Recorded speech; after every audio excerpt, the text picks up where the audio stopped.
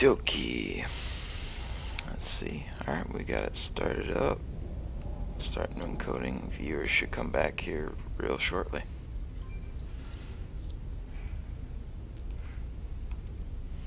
Alright, viewers are back up.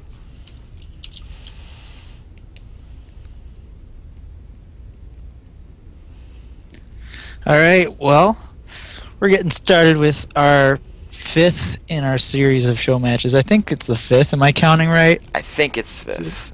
For a second I thought it was the fourth, but it could be the fifth. Our something show match of the Midwest Esports League. And this by far is going to be our best. Yes. We have two Grandmaster players, coLgoswer and Everize, gonna go head to head, and we're about ready to start the game. Both of them are in game, and they've both given me the nod, so we're gonna get started. Excellent, excellent. Excited. So yeah, coLgoswer and Everize. Unfortunately, coLgoswer wasn't able to come to the recent Midwest Meltdown, but we did get to see Everize. So that was very cool, and I'll talk a little bit more about Everize because I've hung out with him a little bit, so I have some things to say about him. But here we're getting started on our first map, MLG Antigua Shipyard, and this is ZVT. In my opinion, one of the coolest matchups. So I'm very excited to see what we have going on. But in the top left, we have the Terran player newly joined the team Keyed, and he is Everize. And in the bottom right, we have the Complexity player, coLgoswer, the Zerg in red. Yes, so Everize, going back to him, I got to sit behind him while he played in the Midwest Meltdown, and it was scary how fast he was.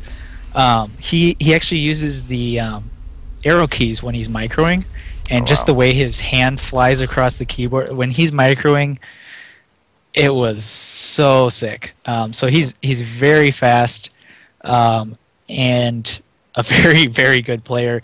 Just recently got back into Grandmasters. He was like one of the highest Masters players in points for a while because he missed getting into Grandmasters. But very solid player. At the recent MLG last weekend, he got knocked out by Jinro knocked down to the losers bracket by Jinro, and then I'm not sure who he lost to in the losers bracket, but. No shame in losing to Jinro, you know, somebody who's made round of 4 in GSL, Codas, like.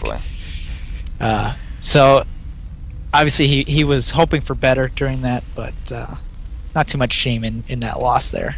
Definitely. So we're getting started. We got a barracks first from Terran, and he's gonna pop out and scout. And Zerg is looking like he's gonna go hatch first. Oh, very interesting. coLgoswer is going to do his hatch first at the top of the ramp. Curious play. I've seen one other player, Fitzy here, another Grandmaster Zerg, do this in ZVT. I'm kind of interested in the reasons. Perhaps it's easier to hold 2 racks pressure. Not being a Zerg player, I'm not entirely familiar with how that works. Yeah, it's something I haven't seen before. Very unique. I think the main thing about it is... Oh, and we're going to have a bunker block here to prevent the next hatch from going down. Yeah, I think one of the reasons... Well, I think it has defensive advantages, and then you don't really have enough drones when it finishes to really saturate and make use of those minerals. Gotcha. And they get the third hatch in time to... You know, by the time they have enough drones to make use of the second base, they have that third hatch down there in position. So we're going to see a gas, kind of a late gas here. Actually, a really... Oh, I'm sorry, I'm not paying attention. We got a command center going down into 1 gas. So this is going to be kind of interesting. Now a second gas. So we're going to see some faster tech here from Everize, likely some Hellions. And there we have that third hatchery going down. So Zerg just going to power real hard. This gives Zerg a very nice defensive position, starting to wall off that top to defend against Hellions. And with the 3 hatcheries, plenty of larvae to drone up. So it gives you a strong 2-base opening with which you can then push out and take your third base or whatever. But you know, you're going to build up a whole bunch of drones and be defensive with this kind of opening. And Terran just getting his factory down now, getting up a bunker at the front, and we see a reactor going down on the barracks. Most likely that's going to be, based on the timing, going to be traded over to the factory, so we're going to see reactor Hellions. This is what I would, of course, expect from Terran, because Hellions are freaking good in this matchup. But again, that wall off from Gosu user should be pretty useful. He's already starting to limit the space with that spine crawler and the queen sitting there. Gas just finally going down for Zerg here at the 5.5 minute mark. So we'll see how quickly he moves on to Lair. I do expect him to power out quite a few drones here. We see he's only at 24 at the moment, with another 3 in production, but I expect drones to keep flowing for quite some time here. And Ghost User has not had vision of the expansion, Terran expansion. Yeah, he did see, I believe, that the gases didn't go down right away. Okay. So he spotted the second gas with his Overlord, but I think it's pretty implied here. He was expecting that there were not fast Hellions. And we see Starport coming up for Terran. So we're going to move into some mobility and some tanks already from the factory. So just making 2 Hellions, getting those out to pressure. This is kind of a way to force Zerg to be defensive. You know, showing reactored Hellions. Zerg doesn't know that there aren't a whole bunch more Hellions behind this, so it kind of forces him to play it safe. Fortunately, Gosu user hasn't built any additional Zerglings, so he's not sacrificing anything. But we see 4 gas coming up. No Lair as of yet. We just have the Zergling speed. So things are shaping up to be a pretty standard game as we have Terran moving into tech. Actually, we got Cloak coming down, so we're going to see a little bit of funkiness here. We're going to see Cloaked Banshees, and we'll see if this moves into an attack or just kind of a harass, with which he'll macro and take a 3rd. He's taken in 1 gas at his natural, so I'm no Terran expert, so I'm not sure how to judge that, if that indicates that we're going to be seeing an expansion into the 3rd here, or if there's going to be some big push with a bunch more barracks being put down. Oh, just as you said that, another command center gets laid down by Everize. Indeed. I thought that not taking the 4th gas was a pretty good indicator. Yeah. And so now we see quite the wall off with the Roach Warren and Evolution Chamber with the Queen and Spine Crawler. He's very Hellion safe, and then he's taking his 3rd. Zerg is, and the lair is completed, and we're going to see what tech he takes, and it's Infestors. So we're not going to see the, I guess, what used to be the very standard Mutalisk. Now I think we're kind of in a transition period where both Mutalisk and Infestor are very valid mid-game. So we have a few Roaches popping out to stay safe, but overall I think Zerg's been playing fairly greedily, although he only has 49 drones. I'm a little confused by that, why he doesn't have more drones. Something feels amiss. He just popped up to 60. Just to do something. Oh, there we go. There it is. There we go. I knew something was going on here. So here we have the 2 Banshees coming across. Zerg has seen it, and he has a Spore Crawler up in his main, putting down another one, going to get an Overseer. So total of 3 Queens out. He should be able to handle this okay. 2 Banshees, not too scary. And we don't see any more in production. So this attack not really going to do much, but he is going to have those Cloaked Banshees at his disposal. He actually could go deny the 3rd. I think that would have been a good play, but he's just going to take the map control, make sure Zerg can't control the tower in the center. And throwing down 4 more barracks. Going to move into some standard play with that 3rd and just macro up. And very good. Everize is using those Banshees to control the creep spread here, taking it back basically into the natural. Actually, yeah, completely into the natural. So completely neutralizes this creep spread that was there, and he's just going to harass a little bit. And let me tell you, his Banshee control is impeccable.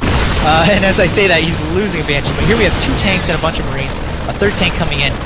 And let's see what we have in production. We have a good number of Lings and Roaches. I think Everize, or Gosu user should be able to hold this if he controls well, but he's going to bleed out a queen there, losing a whole bunch of drones. I don't feel like he's controlling this very well. He's not pulling those drones away. He's going to lose a lot. But Festers are out. Focuses it down. No. He's going to hold this. But he did lose far too many drones there. He's replenishing, making an additional 10 drones, but that was way too much to lose. He should have dealt with that a little bit better. Definitely. But that's what the map control of the Banshees did. It prevented him from seeing that attack was coming. We see add-ons going down for the barracks in the main, and the third has not been taken yet with that third command center. An interesting attack. I feel like that was kind of a silly attack, if I may say so, just because it was before Stim was done, before he had any additional reactors on barracks. I feel like it could have been smashed so easily and done no damage, and that he was just kind of fortunate on the timing due to that denial of vision, that he was able to get that many drones. But I don't feel like that really should have worked if Gosu user was playing its best. So we're going to see maybe a little bit of counter pressure here with Ling's. Going to get a free, or not exactly free, tanks are never free, but a semi-free tank there up on the high ground. And Gosu user just going to break down the rocks here till he gets pushed back a little bit. If we look at the worker counts again, we see Everize has 67 workers, while Gosu user only has 60. So I would put him at a pretty good advantage here. He has those 8 barracks up, 1 factory, 1 starport, double upgrades, 2-2 on the way, while Zerg is also on 2-2. Zerg pushing in here. Sorry, I'm missing a little bit of the action. He's pushing in here, going to deny the third for a little bit here. But I don't think this is going to do too much damage if Everize just backs off here. He doesn't really have to stand his ground here. There's nothing to defend, really. But he is losing quite a few tanks. This is going to shut down his ability to push back. I'd really like to see Gosu user taking a 4th base behind this and droning up some more. Instead, he's got his hive up and he's making crack for his Lings, continuing his upgrades, getting Ultralisk Cavern. And that attack was not all that bad for him, but I'd just like to see him taking that 4th. Now he's taking the 4th. Would have liked to see that sooner. A little more focus on macro, because Terran is focusing so much on macro. That attack did, however, put Zerg ahead in worker count. Now comes the difficult part of using Ling and Fester, where the drops are coming out. We see a drop on the top, just a single medevac headed out to drop the 3rd base. Spore Crawler moving into position just now that should be able to do a good deal of damage to that medevac. But it becomes a little bit hard to control the map and be able to deal with all the drops. Here we go in the 3rd base. The medevac did manage to land all its stuff without dying to the Spore Crawler. And he should be able to pick up and just get out here and do pretty much free damage here. He's losing a few units. And there's the fungal. He waited too long, waited till the infestors were there, so he's going to lose it all now. But I think he can afford to just keep doing this kind of thing and trading around, just because he is in the better position. They're equal in workers, and that's obviously advantageous for Terran, being equal in workers. And he's ahead in supply, almost 20 supply. So we see Everize pushing out a little bit here. I don't think this is too necessary. He is ahead, so I feel like he can kind of get away with whatever he wants at this point. Ultralists on their way out, and they should be in time to help deal with this push, so I don't think it's going to do too much. We see the tank count is actually quite low due to that attack on the 3rd that Gosu user made. There are only 4 tanks out on the map right now. Not very ideal for Terran. We see he's very heavy on the Marauders. He's expecting this switch to Ultralisks, so he's not going to be taken by surprise. He's got 16 Marauders, 42 Marines. Gives up center control. Yeah, he gives up control of the center, but I don't think it's really a big deal. I think he can just keep dropping a little bit. He's not done any more of that dropping, but I don't know. This is a part of the game that I'm not extremely familiar with in ZVT late game, when you've got the Ultralisks out, Ultralisk Infestor versus Marine tank. I'm not really sure who's supposed to be out in the middle and who's supposed to be defending, or how exactly that works. We see Everize just pushing in a little bit here, trying to tempt an engagement up into the tanks on that high ground. Gosu user not going to bite. Up to 86 drones now, so he's finally got his economy where he wants, but not nearly as quickly as you would like as a Zerg player. He's basically maxed out. He's got his 3-3 on the way. Both players have 3-3 on the way. And we see Terran showing his late game plans. But here we go with an attack. Ling's getting in, and most of those tanks are going to die, not doing too much damage. Unfortunately, there aren't really banelings here to deal with these mass marines, and Everize is just going to micro back, and he should be okay against this. Zerg has a ton of money now, though, now that he's got all those 86 drones, and he's able to quickly max here, making 52 lings. I expect he'll be maxed out with his next round of production here pretty easily. In the meantime, Everize has taken the gold base. This is, of course, the MLG version of the map that we're using still has the gold base, which is pretty advantageous for Terran to be able to get that gold base in a central location that's a little easier to defend with taking map control. And here we go, Gosu user is doing it. He's pushing in with it, leading with his Ultralists. He has a bunch of Banelings this time around. Banelings haven't made contact with anything yet. Funkel's going on everywhere, and somehow this is just crushing Everize. We have 4 Ultralists left. Banelings all detonate, but there is just nothing left for Everize here. He's gonna make a ton of stuff. He has a lot of barracks. Actually, only 8 barracks, but he started a bunch of starports here, and I think he may be caught a little bit in transition here, trying to switch to whatever he was going to make out of those starports, and he's forced to lift his third. He's going to lose these starports, and I don't know how this has happened that this army of Gosu user has just so totally crushed Everize's army. It seemed like he might have been anticipating a Broodlord switch with all those starports he had put down. Yeah, that's certainly a possibility. That would make sense. He would just scan, try to find it first to confirm or scout in some manner, but it was a lot. I am pretty confused how that army. I mean, they were both on 2-2 at the time of the battle. True. And I'm just so confused as how his army just crushed Everize's. And here he goes again, and the tank's caught out front. Not an ideal position for Everize. He's going to lose a bunch of stuff again. He doesn't have anything to deal with these Banelings, just a few Marauders to stick out front. But that is not going to do the trick, and I think this may be it right here for Everize. Marine Marauders are getting surrounded and obliviated, and he has a few reinforcements trickling in, but it's not going to be able to deal with it, and that's GG. Everize falls in a game that goes beyond my understanding, because I certainly thought he was in a very advantageous position there. Certainly. So that's game 1, going to Gosu user, and so it's going to be Everize's map choice. Now,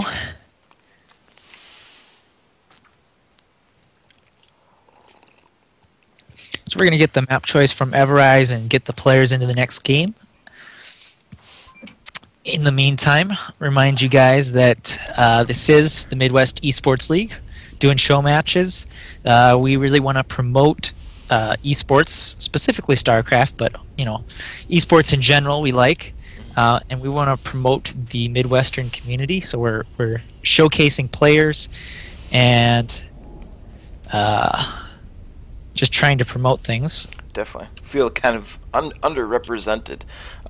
Usually it's the coasts that tend to have more of the larger events and more well known, but there's a lot of great talent in the Midwest, and that's what we're trying to showcase here, and we're fortunate to have these 2 excellent Midwestern players.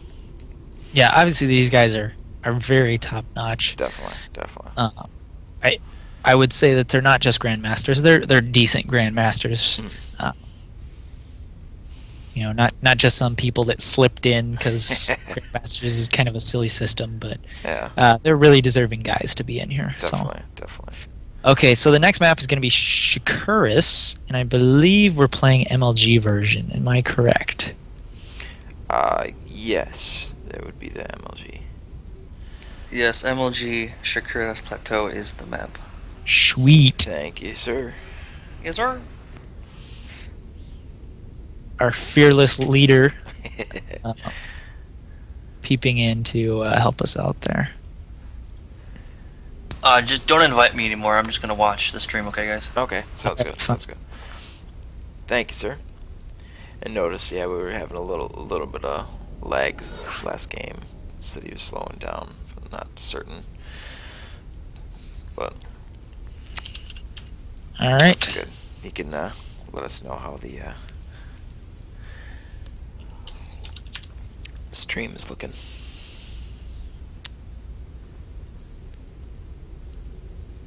coLgoswer user said in the game chat, "Hatch at the choke?" question mark. And I'm really not sure what that means. Yeah. Because he's the one who did it. He's the one who decided to do it. So I'm not sure why there's a question mark after those words. Maybe he's like, Doesn't maybe really you know, make sense. is that what threw you off or something? Is that why I won the hatch at the choke? That could be.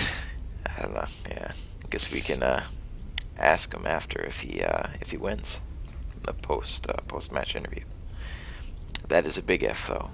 2 excellent players.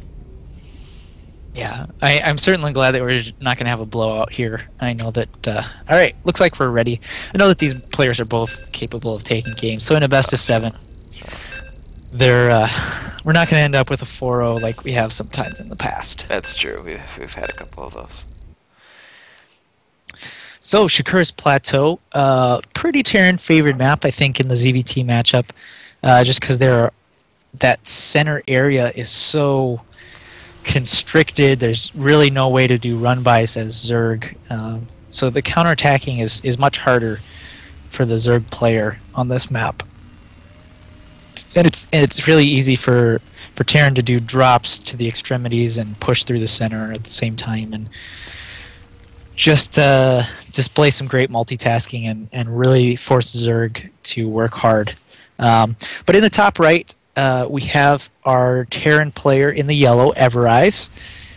And on the other side, in the red, we have Complexity's Gosu user. So this is game 2, and we have Gosu user up 1 game in the series. So we'll see what Everize has planned here. I don't expect anything funky here. Just as I said, I feel like it is a good Terran map, just for the sort of standard play. So I wouldn't expect anything too cheesy here. Definitely. And we got a little scout going out for Zerg. Gonna see what Terran's doing pretty early on here. They are in close air positions, so that's gonna let Zerg see a bit more. His Overlord's gonna get there to spot the gases for a while, and his drone looks like he's gonna scout the other way first with his drone. But generally, people scout the closer position first, and so this would have been good, but whatever. Gosu users mixing it up. So there we have the more standard hatch at the mineral line rather than at the front, and we should see a pool come down here pretty soon.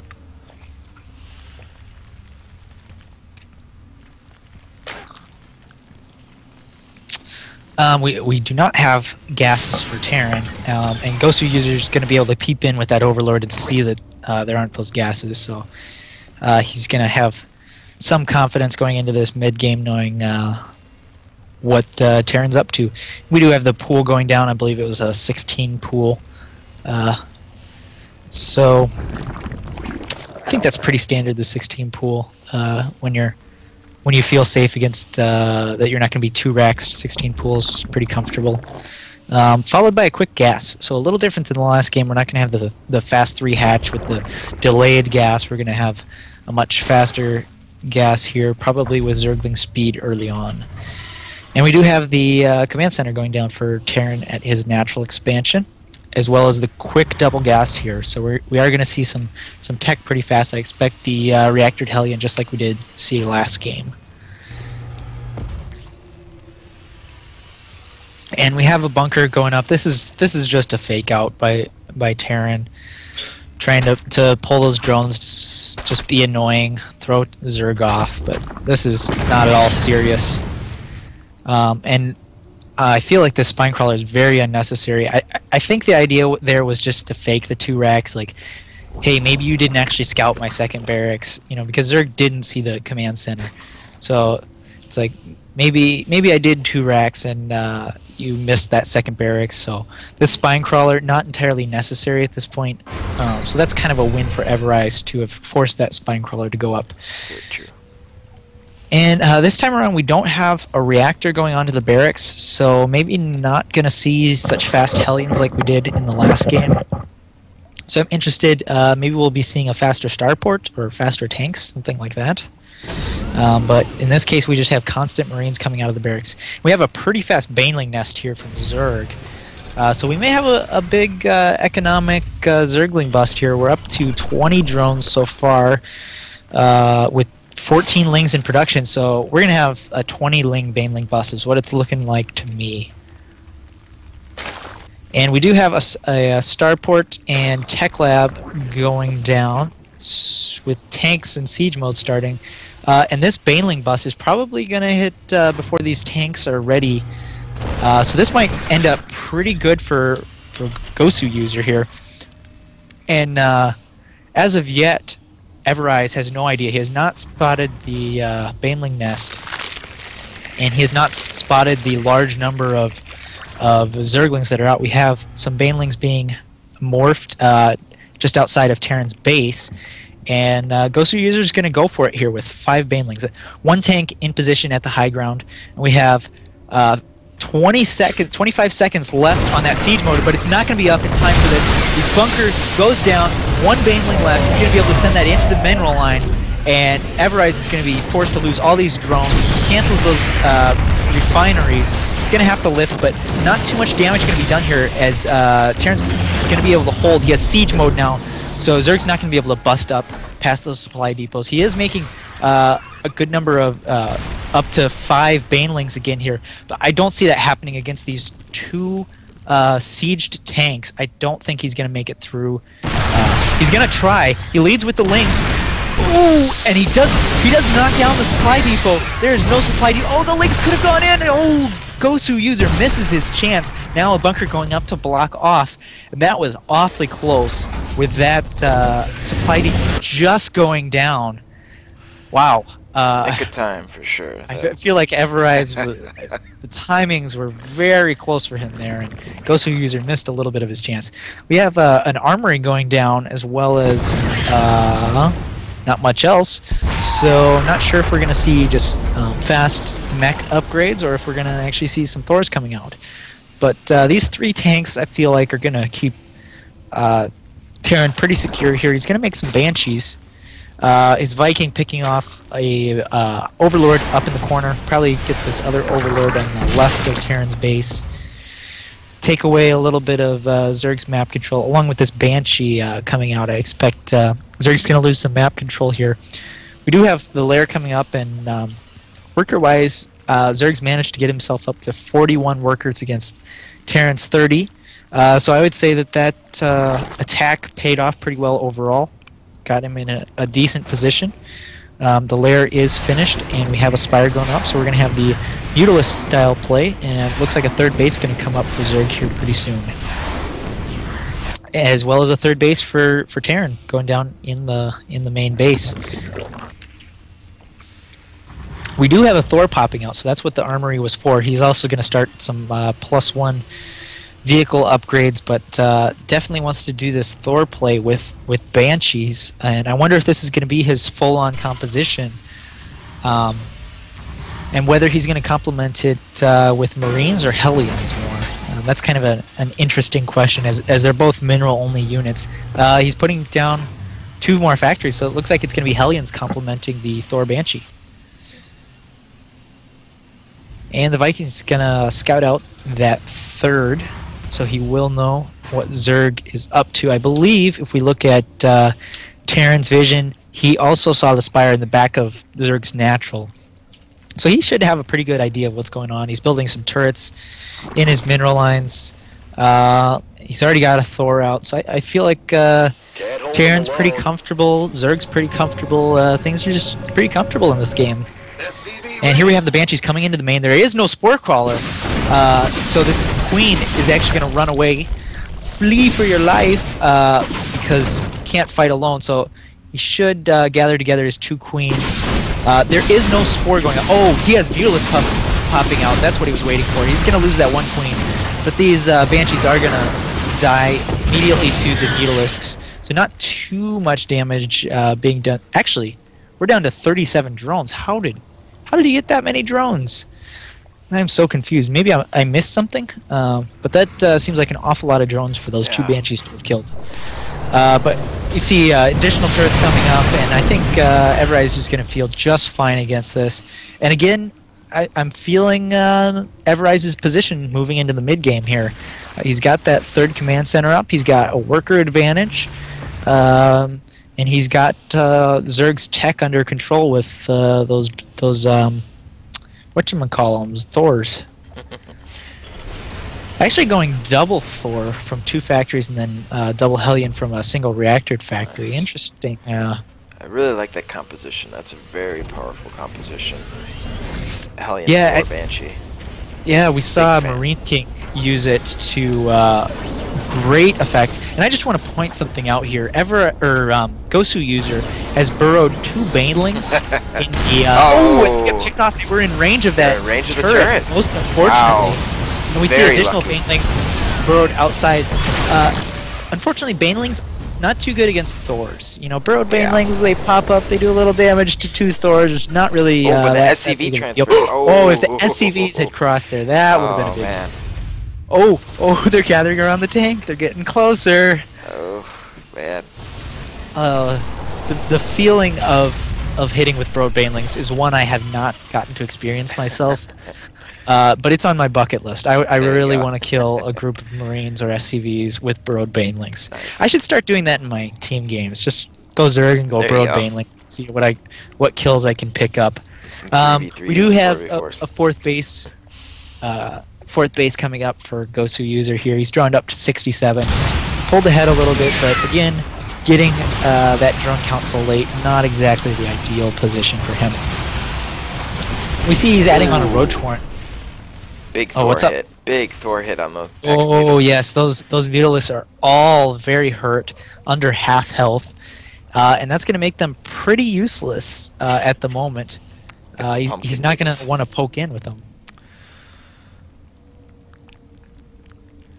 Yeah, so we have Roach Warren completing here, and we have Drop and Pneumatic Carapace. So it looks like we might have a little bit of Roach Drop action here.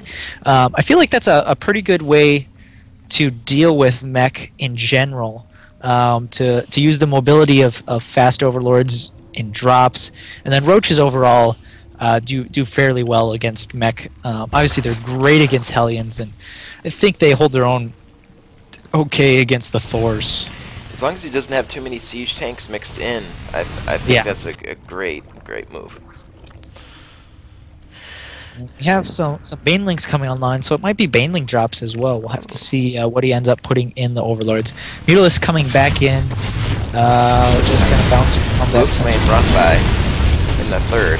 Oh yes, in the 3rd we have not too many kills yet. Looks like 6 total kills so far on the Hellions. Don't know how many of those were drones and how many were lings following on the way, but that gets dealt with. And so we have that 3rd base. We'll see Terrence taking a 4th command center. We'll see if he tries to take that top, like 12 o'clock base, or if he moves down to the 4 o'clock where the burrowed ling is. But looks like Everize is going to push out here. He's got 7 Thors in this push, tank and some Hellions. More Thors coming out. If we look at his unit count total, he has 8 Thors and 3 tanks. So this army is predominantly Thor. That is the bread and butter of this army. Just a few Hellions, few Marines, few tanks. But that's what's really going to deal the damage here. Gosu user morphing in some banelings to prepare for this attack. Kind of an interesting play. I guess I'm not very proficient with the army movements of of a Thor-based army like this, it feels kind of weird to me to just kind of mosey into the middle of the map and walk around a little bit, but maybe that's the right way to play Thors. And we do have that 4th command center being blocked by that Broadling in the 4 o'clock position. So a nice little play. We see coLgoswer User did that last game as well, blocking expansions that way. Definitely a good thing to do. Just kind of takes a little bit of attention, but it's attention worth spending. In the meantime, we've got that drop completed, but we don't have anything loaded up into overloads yet. He's just moving out with this Ling, Roach, Baneling composition. He's taking back control of the center. And now it's going to be a lot of jockeying for army positioning as both players are maxed out. Upgrade-wise, we have 1-1 on the Roaches and looks like 0-1 on the Ling. So I feel like we're really going to need to see coLgoswer User make something happen here, as Terran's, establishing a 4th base. He's ahead in upgrades. Zerg's, got the better economy. He's got a big bank to remax. Ooh, and oh no, the Mutalisk running into those Thors. Lost a few of them there. Still hitting that orbital or planetary fortress. Going to fly away, abusing the lack of immobility of those Thors. But I really feel like coLgoswer User has to make a good attack here and then remax and really win the game with that remax. Otherwise, he's going to be in a lot of trouble. I also am a little puzzled why he's only now taking his 5th hatchery. I feel like he's not going to have the larva to remax like he would like. All those mutas going down, trying to magic box that Thor. Oh, and we have a pause from coLgoswer User. Yeah, so we have this huge bank for coLgoswer User, but I feel like he's really going to have to make some good engagements and a good remax. Ooh. Interesting. Auto-following units around. I wonder, what's the keyboard shortcut for that where it follows the unit? Can't remember. Oh, it's like Control Shift F or something like that. That's when you're observing. Okay. Back in it. Hopefully it will be working for him now. Okay, and he says that it's good. That's good to hear.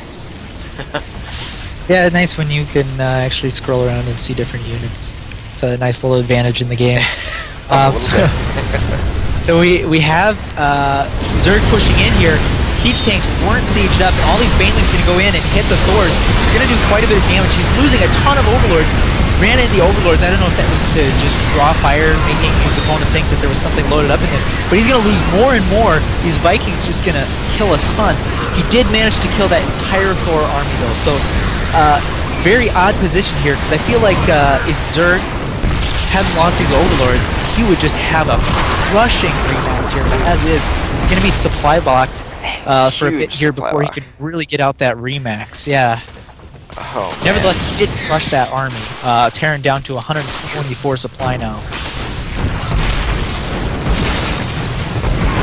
We're going to see Terran mix things up a little bit here. Going to make Ravens and tanks for his remax, but he needs to be very careful with his engagement with these Roaches coming in. Viking's going to land to try and help, but he's going to lose these tanks, and that really hurts as the tanks really want to sit back and be protected and be able to do damage. He lifts the Vikings so as to not lose them.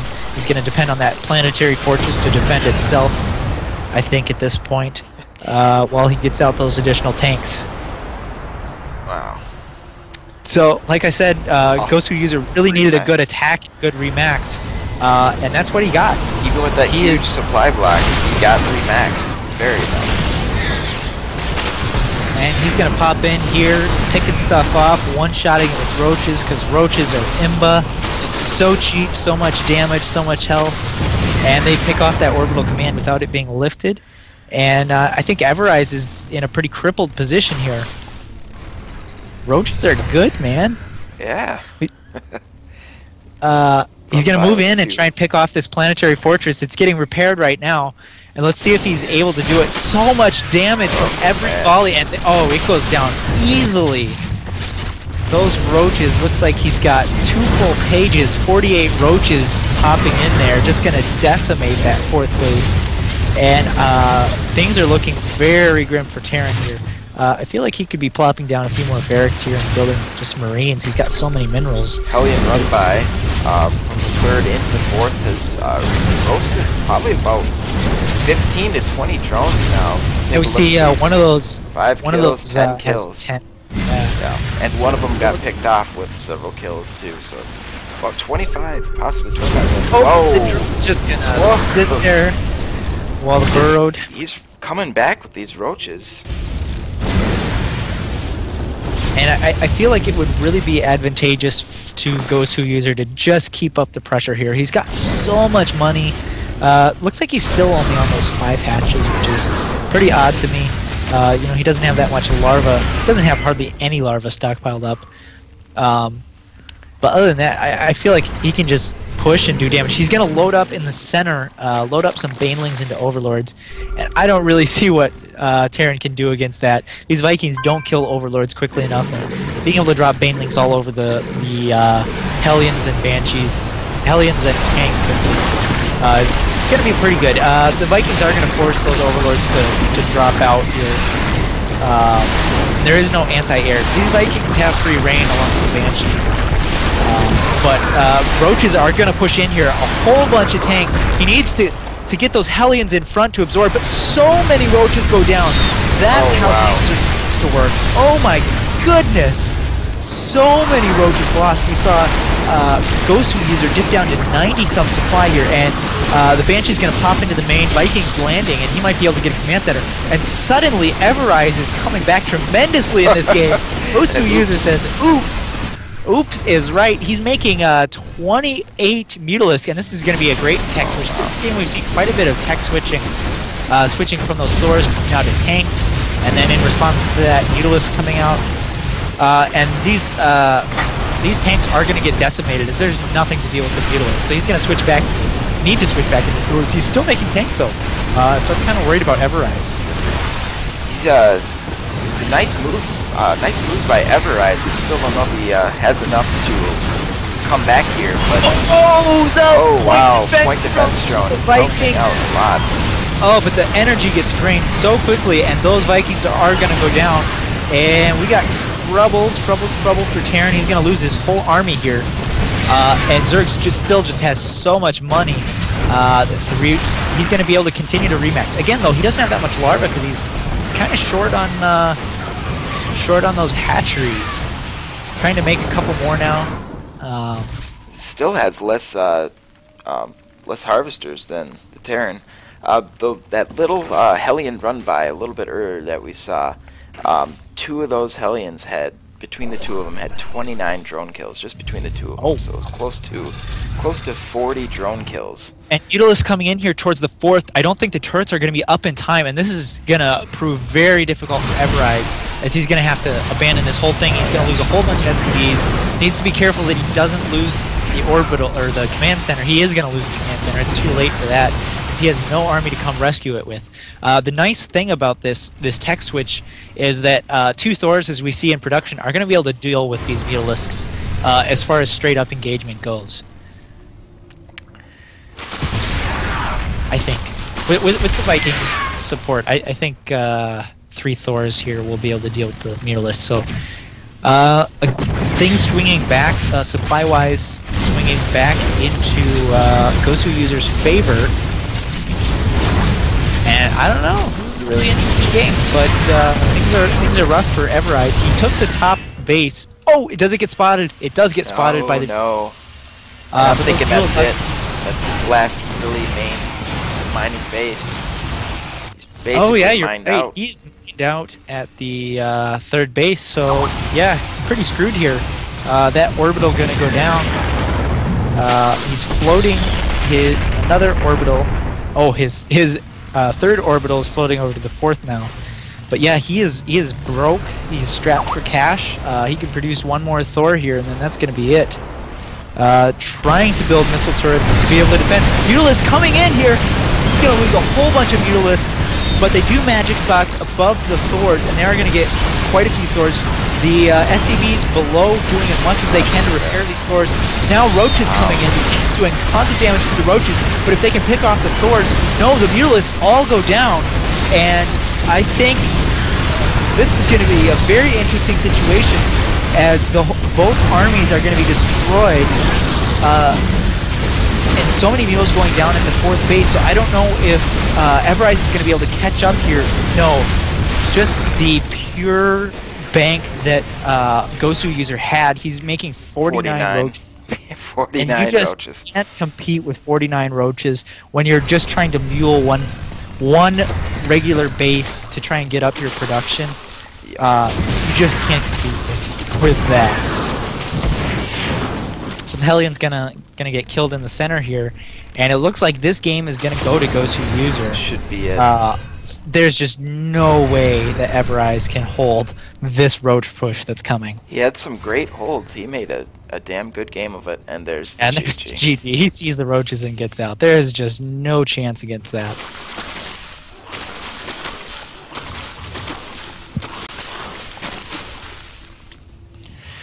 Whew. These games are draining. Some excellent games. Yeah, man. Shown by both players. It's stressful watching this stuff.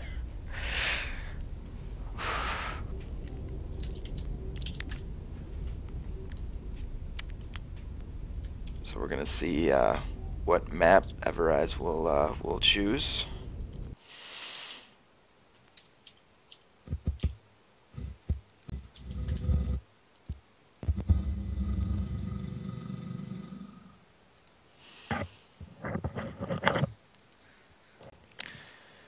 And that puts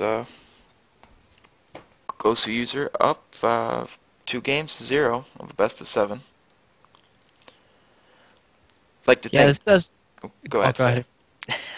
This does start to put Everize in kind of, a tricky situation. You start to really feel the pressure when it's like, well, I've only got 2 games left to give. Well, 1 game left to give up. So he's got to go 4-1 here. You really start to feel the pressure in that situation. When you drop the first game in a best of 7, I feel like it's pretty reasonable to, to be able to recover. Certainly. So the next map is going to be Terminus. What? Let's see. It's Terminus SE. Terminus SE. Oh, Terminus SE. Excellent. Yeah, SE. Yeah. Oop. Yeah, we need to at least see a game 5. I think it definitely won't be a 4-0. A lot of people's predictions. Knock on in the wood. Thread, yes, knock on wood. Definitely. A lot of people's predictions were that it'd be close. Majority of people predicting Gosu user winning, but no 4-0, 4-1 predictions at all. So, hey, Kevin, when you were in MLG this past weekend, right? I was indeed. How was that experience? And name possibly some of the players that you met, hung out with. I can't type and talk, as you can tell. It was sweet. I'm really showing my skill in multitasking here. I'm like, invite players. All right, here we go. Maybe it's something you can talk about as an introduction and whatnot. Because Yeah. I'm sure people would like to hear the MLG experience, and they're probably just dying to go to one if they're not nearby. Okay. Got players in. We're gonna see if everybody's ready. all right, they're both set. Everize is asking if we can play RE instead of SE. If it's fine with both players, If go ahead. both players agree to it, that is certainly okay. Otherwise, we'll stick with the initial.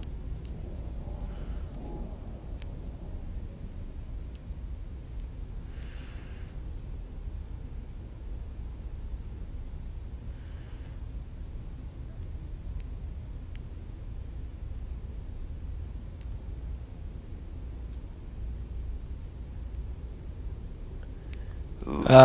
Do you happen to know if there are rocks blocking the third? On RE? You know, I do not. Kevin, are you in chat?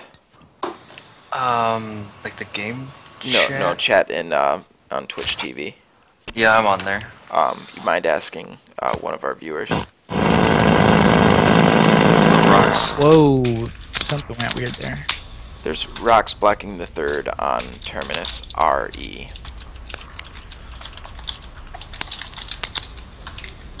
I'd like everyone to keep in mind that we still are fairly new group, so we're still getting things together, working out bugs. That growl is just the anticipation we feel.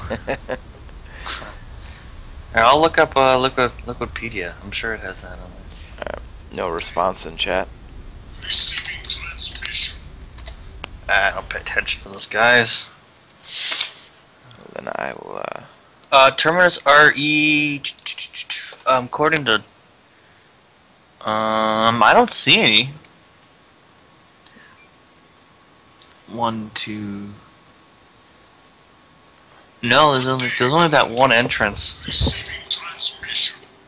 I think at one point, isn't there like a map where there's 2 entrances? Yeah, there are versions with 2 entrances. Well, how about this? We go into it. And okay, Terminus SE has the rocks. Terminus RE has no ramp, so there's no rocks. Okay, all right. Well, we'll go with RE then. I think both players should agree. There's just so many.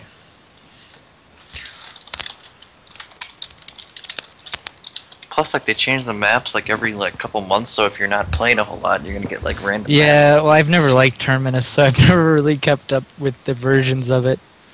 I was just like, I don't like the map.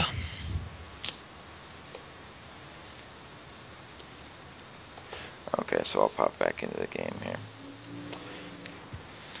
And if it's not the map they want, then we can always just regame it. Yeah. Definitely.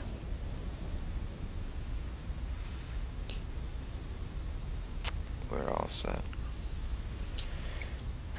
I need to be up. Not following.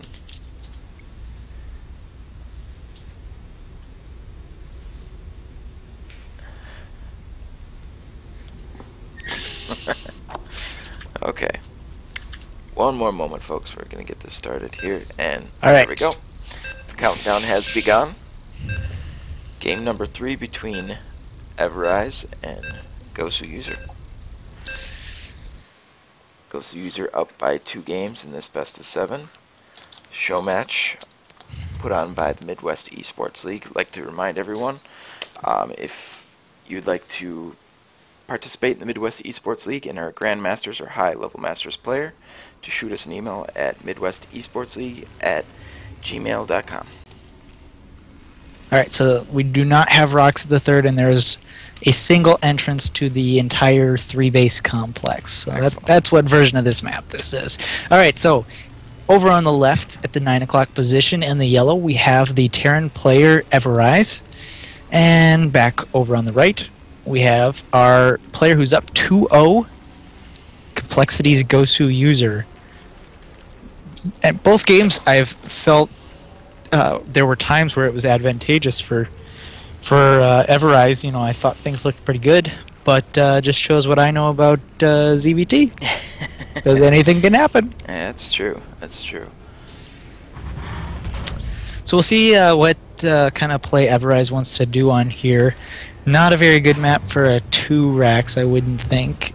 So I would expect to see that fast command center. If not, maybe a command center first. Nope, he's going to put down a barracks because he's leaving that CV there. But I would expect we're going to see the same sort of opening into 2 fast gas with a factory like we saw before.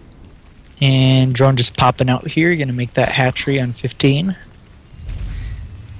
Oh, no, he's going to go scout. Psych. There you go. And another drone coming out to make that hatchery on 15. And there it is. Right. Oh, there we go. So I wonder what style play we'll see from Gosu user. We are actually going to see things go a little bit different here. We've got a fast gas from Everize, so we're going to see most likely a factory opening here with a little faster Hellions, I would expect. Excellent, excellent. I wonder if we'll happen to see Mutalisk again, Gosu user, or if we'll see that Infester play that's becoming more common with. Yeah, that's kind of a good question. I want to say that this map plays a little bit like Antigua Shipyard, and I know that the Infester Ling into Ultralisk style is very popular on that map. I'm trying to think what exactly about that map makes it so conductive of that kind of play, so I'm not sure.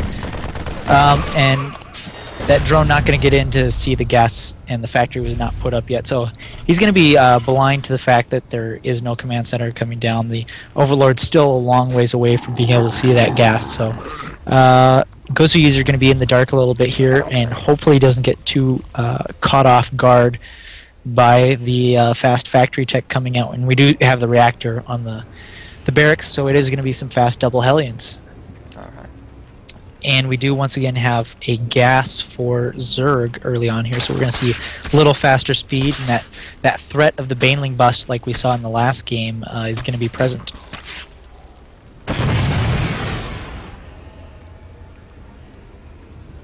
Now this map, that third base is just extremely defendable, even against Hellions. Hellions generally are able to deny on most maps that third base, so that Zerg has to kind of turtle up on two bases, get out their Mutalisks or Infestors or Roaches. You know, if they're going kind of a Roach style, they can take the third a little bit earlier. But if they just want to make Mutalisks, they kind of have to wait till they get them out to take that third. But on this map, due to that single choke, if he just kind of walls that off, gets up his spines and queens, he's going to be able to take that third pretty comfortably. So we do have the Hellions out, and the Zergling did spot that, so he's gonna be aware. The Hellion's just gonna pop in and pick off this Zergling that was sitting around. We get some scouting information a little later on. And we have an additional factory going down. Now this was off a single gas. So it looks like we're going to have a pretty macro-oriented style here for Everize. Probably going to see the third relatively soon if we don't see another gas pop up very soon here. And the 4 Hellions on the way across the map. Single spine crawler up. Queen not in position to really defend. Now headed to the ramp. But he is going to have to evacuate the drones here if those Hellions run by here. And we still don't have any more gases for Terran, so I'm very much expecting a fast third base, especially due to the map and how easy it is to defend that fast third base.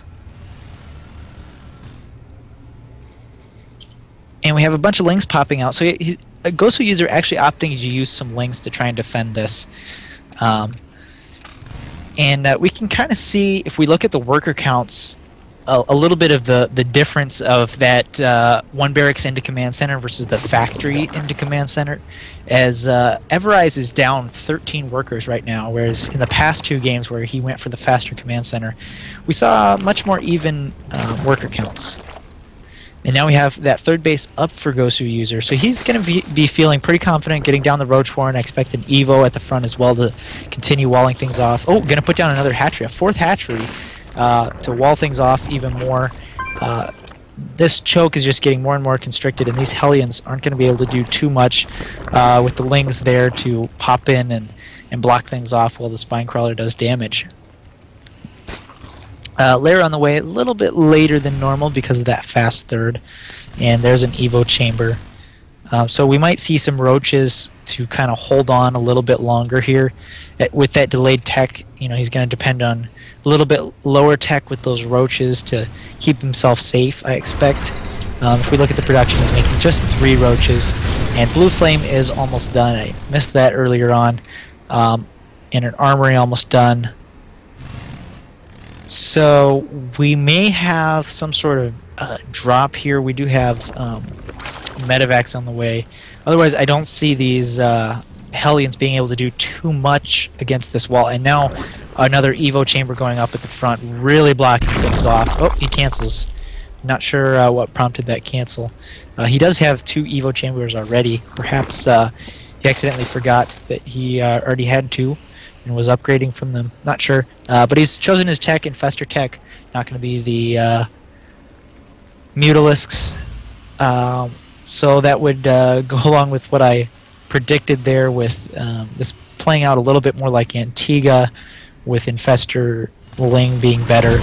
Although I have no idea why. So if anybody wants to explain a little bit more of the ZBT and why maps like Antigua and Terminus promote the sort of Ling, and there's the drop, but promote the Infestor Ling kind of play, they're welcome to inform me. And this is going to get cleaned up very easily. Those Hellions getting trapped. A little bit unfortunate there for Everize. And of course, the drop was spotted by that Overlord, so not really too much risk there. Now a drop coming down at the other side in the 3rd base. And he's just going to turn around, seeing those Lings there immediately.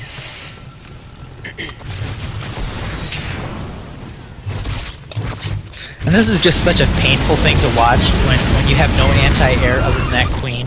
And you've just got those Lings following around. You know, it's like, you know, there's this medevac full of stuff that can kill you, but you can't kill it. It's just kind of hovering there. I hate that feeling. As a Protoss, when all your Stalkers are dead or out of position, it's like you're just sitting there with Zealots and you just can't kill it. It's like the Terran just has complete control. He can decide to fight you. He can decide not to. But coming back in here, and he is going to get some drones here. coLgoswer user not responding to this, now bringing his Lings, but lost a few drones here. All the Hellions going to fall, and that's pretty unfortunate for Everize. Might even lose the medevac if he's not careful. 1 hit left on it. Oh, it just gets away with 6 health points. A bit of a mistake there. He was focusing down the Queen when he should have been going for drones. So yeah, both of them weren't paying too much attention to that area of the map at that time. We see +1 range going down, so it looks like he's recognized that Terran is going mech. We have 5 factories, and if I switch to his vision, we see that he dropped in 2 whatchamacallits, changelings, and saw those factories, and that's probably what prompted the +1 range, knowing that he was gonna want to use roaches in the mid game here to sort of defend the mech play. And we have a 2nd armory coming down, +2 weapons for the mech. So just moving into kind of a standard mechy mid game. Going to take a fast 4th base here, it looks like.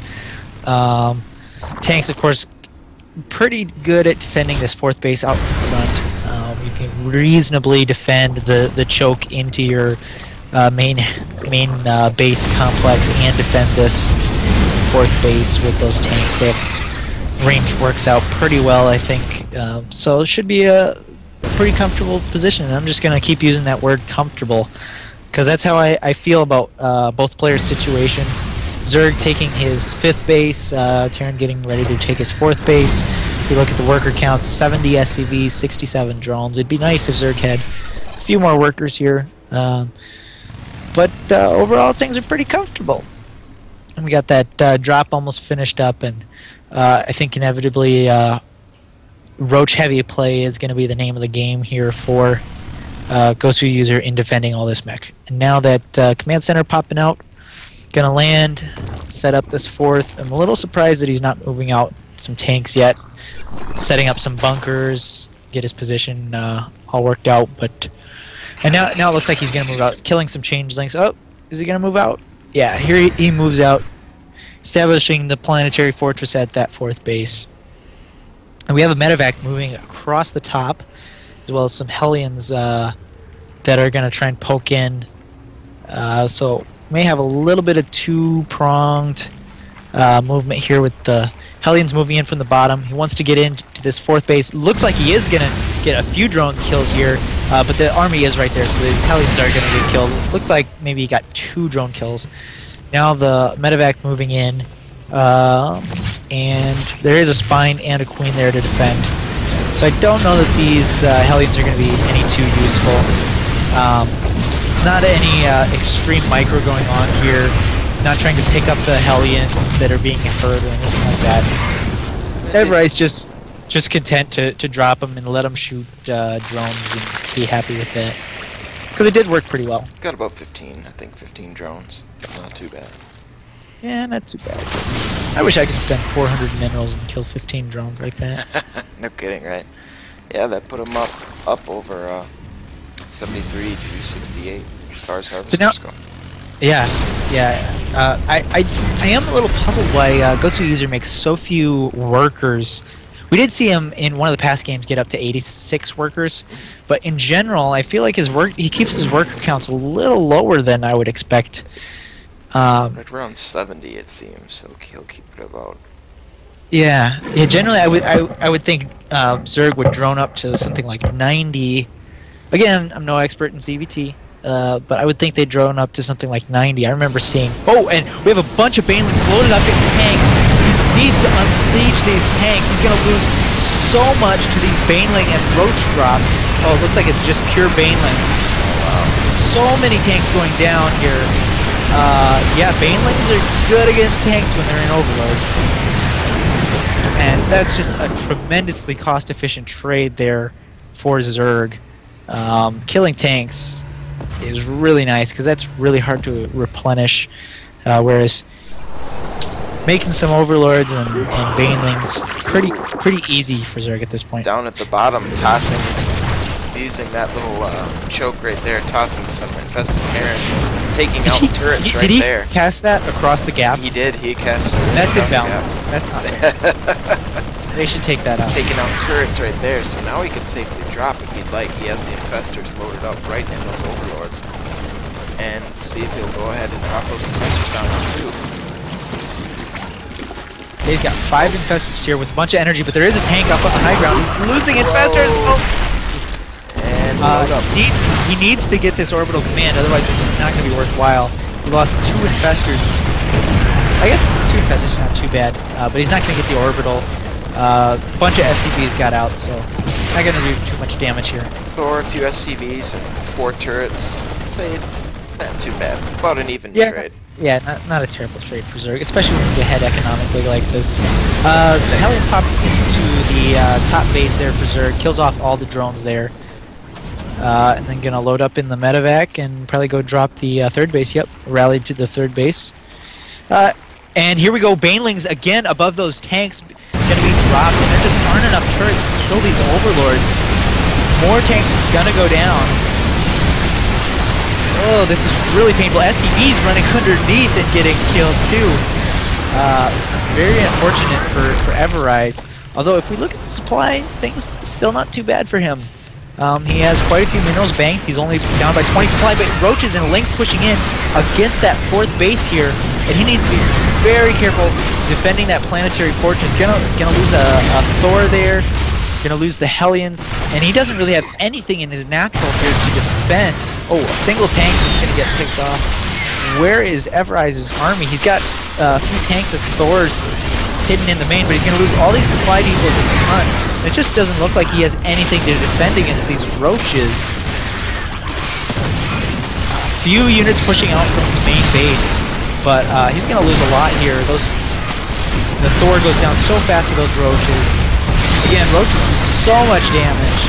They are going to finally fall here on the ramp, but that was a lot of damage. On the other hand, we do have a ton of Mutalisks in production. We have 33 completed so far, with an additional 3 on the way. That is a lot of Mutalisks.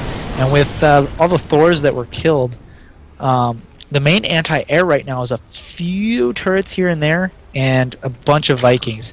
Vikings not so good against Mutalisks, especially when it's only 9 Vikings. 9 Vikings versus 33 Mutalisks, not a good matchup.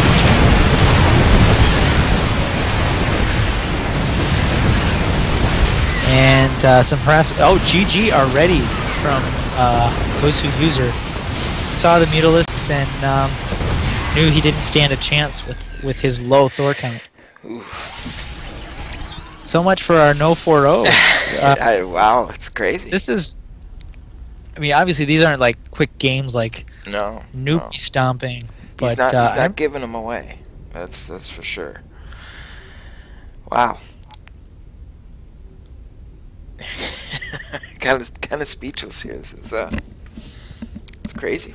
Did not anticipate this, but Ghost User playing excellent, playing very well, doing little things to stay ahead, macroing very well. And I think part of the problem is Everize might be playing a little too passive, making units early and not utilizing them. Meanwhile, Zerg players doing exactly what he needs to, building drones exactly when he needs to, and defending when he needs to get that ultimate Zerg macro going. I'm gonna grab a drink, so just be a moment here. Sounds good. Sounds good.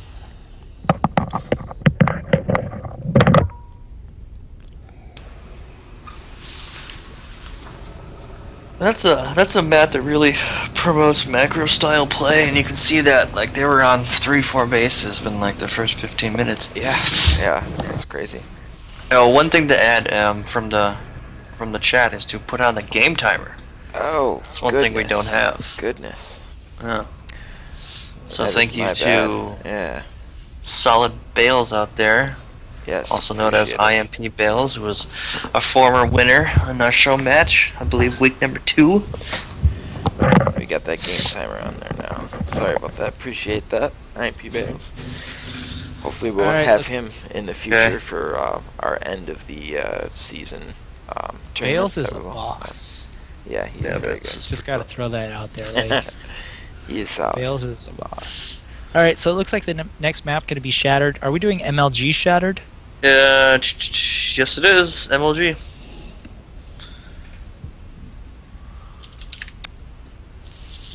All right. Thank you, Senor Spendy. Yeah, I actually might bail right now because I have to. I like the little. You got work. I Yeah. have to work at 6 a.m. tomorrow. Yeah, So- I actually gotta go. You do too? Yeah. No, Oh yeah, I was like, no, just a don't go. horrible Bill Lumberg. Yeah, yeah. I Actually have to go. All right, here we go. With Game 4, we have Gosu User up 3-0 in roughly 5th Midwest. Is that right, Kevin? Is it the their 5th? I think it's the 5th. We'll say it's I think the it's fifth. Actually, I think it's the 4th. We're, All right. we're gonna say roughly the 5th. 4.5, 5. 4.5-ish Midwest Esports League show match. Something like that. So we have Everize down to his last game. He has to win from here on out if he wants to take the series. So up in the top right, we have the Terran player with his back up against the wall, Everize here. And then in the lower left, kind of lower left, like 8 o'clock, we have the Zerg player, both of these Grandmasters, but Gosu users showing some, especially Gosu play, and he is the Red Zerg. So here we go, and this I'll say is a map where the 2 racks I would much more readily expect from Terran. The ability to just kind of build a second racks along the edge, float it down, and have a pretty short rush distance makes the 2 racks pretty viable here, if I may say so. You certainly may. I may. I could say whatever I want. Whatever. I do what I want. And I see an SCV coming out. Is it going to be a barracks? Is it going to be a barracks? Nope, just going to scout. So, I'm thinking... Does he queue up another SCV? Oh, no, what's he doing? There's the second barracks. There it is. So maybe a little bit of a desperation move. We haven't seen him go really any 2 barracks pressure play. Yeah, I don't think the maps we played before were good for 2 barracks at all. And that's This true. has really been And the that's true. first map where the 2 racks is good. So I'm not really surprised to see it coming out here. I don't really feel like it's it's a cheese that he feels he needs to do because he's behind. It's just a good build on a map where it actually is likely to work. Whoa. And that is the growl of anticipation. I think. What is that? Oh, is that? I have no idea. We're just going to call that anticipation. The pool about to finish up here, and we'll see if Spinecrawler starts as the hatchet pool finish. If we look at Zerg's vision, he hasn't seen the second rack, so I don't know if coGoswer user is suspecting this yet.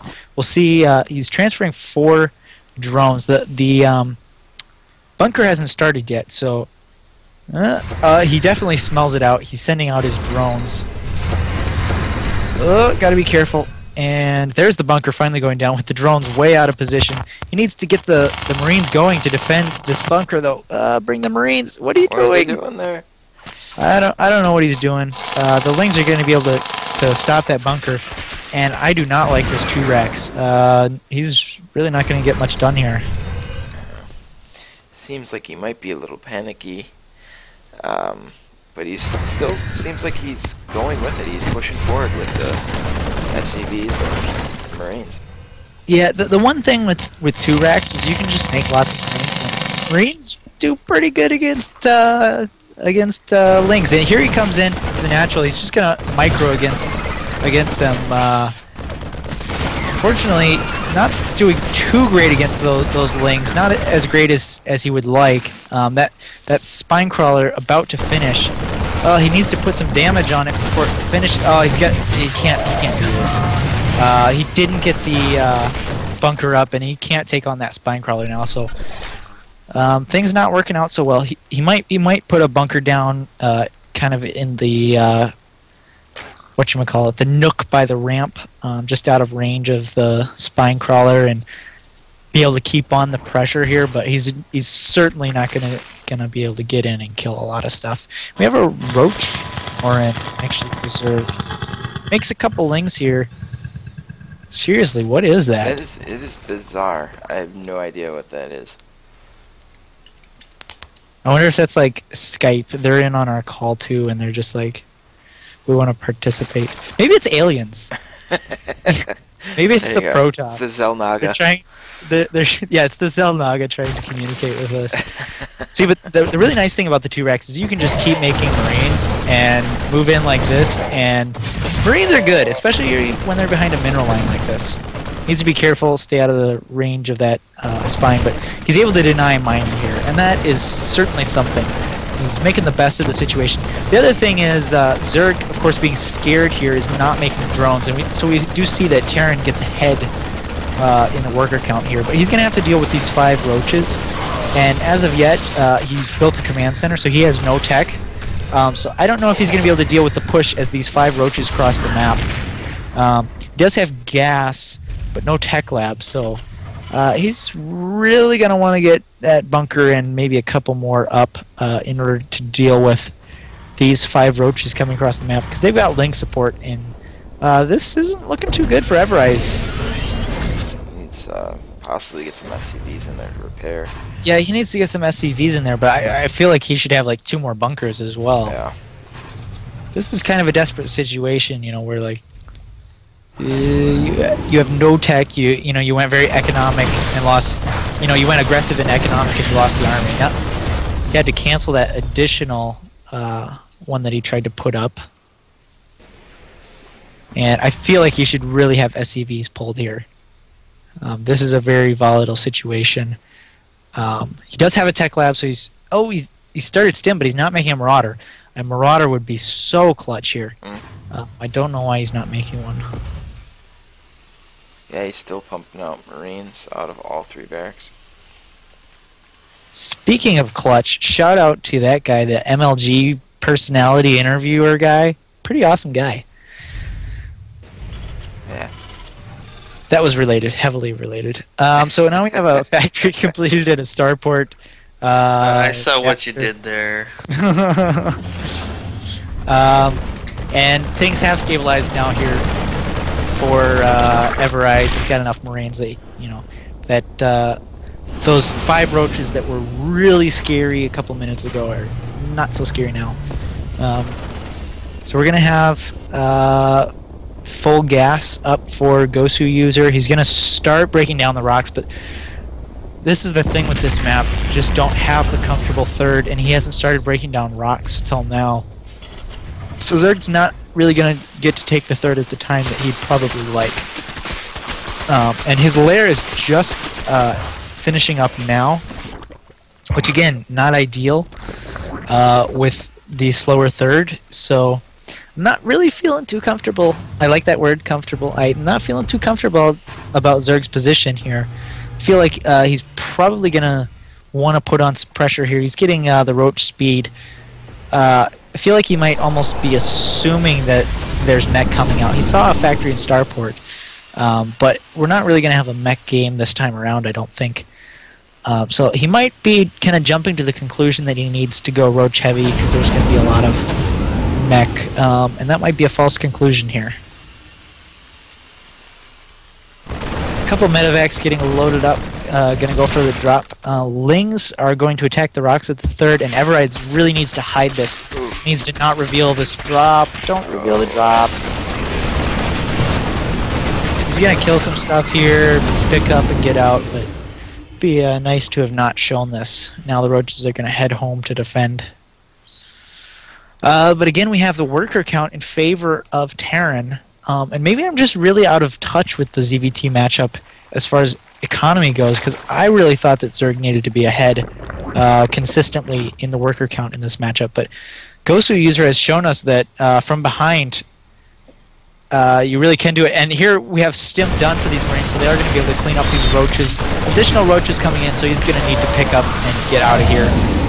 But he did get a queen, going to stop some injects there. We see it's time to inject on that lair right now, and there's no queen. So gonna be a little annoying just as far as the larva count.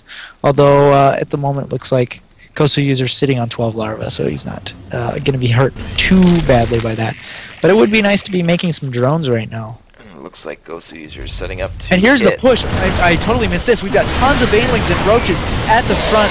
Stim goes down. The tank in a poor position, not sieged up. We've got a bunch of roaches. Several banelings make it through. And those SCVs could all die to banelings. This might just break our Terran player. He is ahead in supply. No, he holds. Managed to kill all of those banelings. He holds. He's going to pull up into his main. Probably just make a round of Marauders here and be able to push out and crush this. Losing more SCVs than he should here in his natural. But he is going to be okay after this. He did lose a lot of supply though. On the other hand, we have a Marine drop that went down in Gosu user's main that killed a bunch of drones. So trading tit for tat. And the roach is trying to push up into Everize's main. That's not really going to work as reinforcements pop out here. It shouldn't work. Although I may be proof of it. So now I'm gonna go ahead and say that these situations feel uncomfortable to me. Both players having lost a bunch of workers kind of creates an odd situation. Kind of pushes people out of their comfort zones. However, Zerg did manage to get his third up during that attack, so I'd say that's probably an advantage. He did, and he has built up a bunch of drones. He has that advantage over Terran, where Terran can't just be like, oh, I want another 15 drones. That'd be cool. You know, Terran has to slowly build up those SCVs, and he doesn't have a third command center yet. So I think Terran's really going to rely on drops, sending out another drop at the top. He's got a drop in the middle that he needs to pick up and get out of there with. But I think he's really going to rely on drops to try and get back into this game. Unfortunately, Overlords spotted that drop at the top. I did see Gosu user actually select the Overlord up there, so I think he's well aware that this drop is coming and sending some roaches up to trying to defend it. What did I just say? Trying to defend it? I think I'm kind of tired. I had a really strong day today. So. Yeah, that's all good. Looks like Zerg is also going for drops as well. Central Sac's just about 3/4 of the way done. Can I just say Marauders are imba? Ooh. Is that little drop picked off those 5 or so roaches? Yeah. And this hatchery might just go down. The roaches that are trying to reinforce are a long ways away. Wow. Nope, they're gonna save it. They're gonna save it. I'm calling it right. Oh, there are leaks there even. Oh yeah. He's gonna save it. But it is weak. Nice little target, and Zerg's gonna have to pay some extra attention to defending that. Now. Yeah, that's gonna be in the back of his mind now. Whenever he pushes out, he's gonna have to leave some units behind. So. And we got 3 medevacs loaded up and headed to the bottom. Ghost User has a great Overlord spread for spotting these drops, though. I really like that about his play here on Shattered Temple. He might not spot this if Everize turns.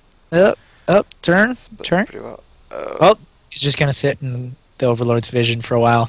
It's cool. I'll just show Zerg that I have medevacs. Just barely but he's gonna vision.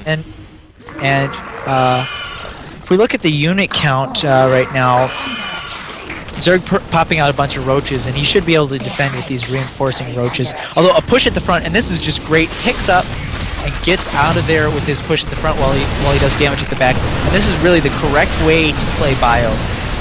As my friend Redground tells me, you attack with your whole army, you just don't do it in the same place. And you just kind of figure out this attack isn't going so well for me, so I'll back off on this side.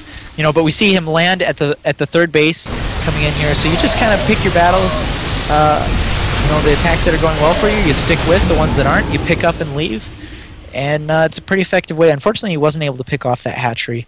That would have been very nice for Everize if he would be able to pick off that hatchery. Setting Zerg back to 2 bases in this case would be great. As looks like our mains are getting close to mined out. Everize has mined out his main. He really needs to take a third. He hasn't broken down the rocks. Just breaking down the rocks at his gold now. Looks like that will be the one he takes for his third. And drop at the natural here. And again, just not working out anymore. My opponent's reinforcements came. I'm just gonna go somewhere else. Now goes back to the main. Drop the third again, and he takes it out. He sniped the third, and that's really big. Things are looking really good for Everize in this game. Back in the main again. Takes out a queen, several drones. And now he just needs to pick up and get out of there against all those roaches. And this is just a very good way to play that bio. And we see those 4 medevacs up top again, just gonna poke in. I don't know if he's hoping to see that third being retaken or what he's looking for here. He's gonna go for the Evo, because Evos are good. And he's back in the main. Oh, big engagement in the middle of the map. Oh! Banelings loaded up into Overlords, and Everize just needs to hold in this fight, and he's good. Losing his siege tanks here is going to be very unfortunate for him. If he can just hold this attack, he needs to pull SCVs to help hold this. Those Banelings, Banelings right on top of the bio. So effective here. We have 1 Overlord full of Banelings left, and Ghost User definitely making the right choice here to just come in and drop. Everize actually picks up in his own base. That's not normally the play we see. When you're in your own base, just pick up and get out of there. But Zerg in the midst of the production line is not a good situation for Terran. So we might actually see a base race here. Looks like the main went down for Gosu User, and looks like he's gonna hold off at the natural. But that is his only base, and this gold is up in mining. So I feel like Terran should be able to just float away his buildings. He has picked up his barracks. Should be able to just float away his buildings and win this game. Oh, yeah. 7. That's how you do it. Oh, no, I'm sorry. 6 in a command center. That is how you do it. Make 6 barracks, keep muling your gold, and just keep going with the base trade. We have currently, looks like 4 drones mining for Gosu User. So he's not going to be able to make much more. He really needs to win with this Roach army here. He's going to head for the gold now. Very smart. He really needs to do this. This has been mining for far too long. There are a ton of medevacs. Yeah, and all he needs to do is get his barracks up and producing again. Gonna get Cloak and Banshees, and that would be an excellent way to win against this Roach army. Excellent pickup. He just needs to buy time. The Roaches are going in the right direction. He is going to see all these barracks. He really needs to get the Banshees out here and dealing damage to that Roach. Gonna continue to trade. He lifts all his barracks because why not? You're Terran. You can. And just go for this one single mining base. The drones load up in an overlord to get out of the way. I like that play. This is turning into a very weird game. Kieran really It's going that close. Yeah, he's going close, and Advances. I think he should be in a pretty good situation here.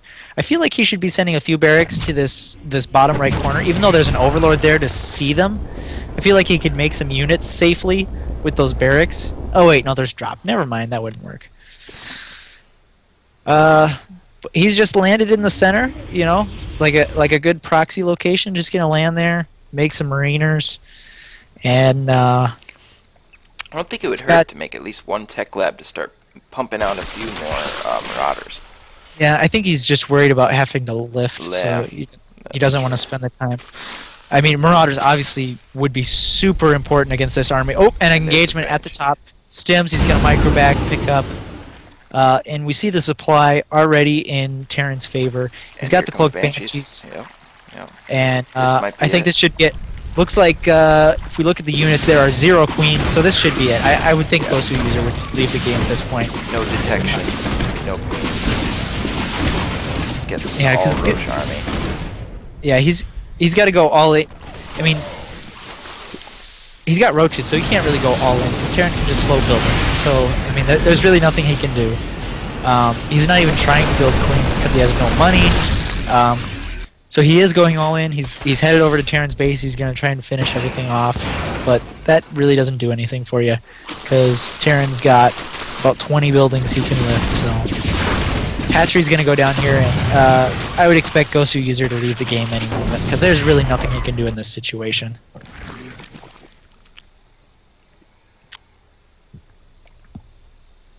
I mean, really, Gosu user, it's over. Yeah. I'm not sure if he's has fully realized this yet.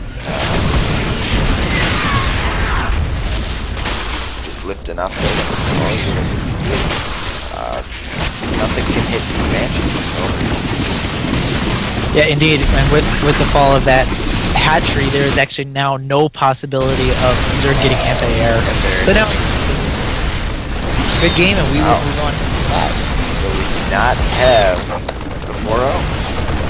We do not. Alright. Sorry, I forgot to update the score here. Give a point to both. There we go.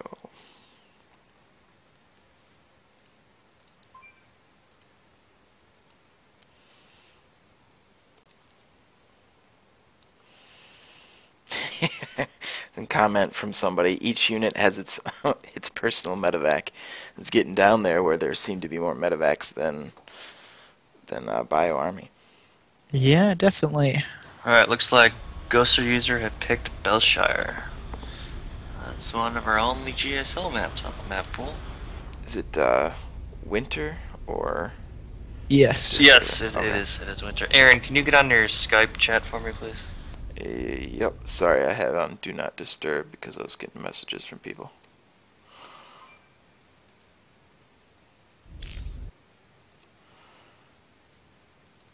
Let's see.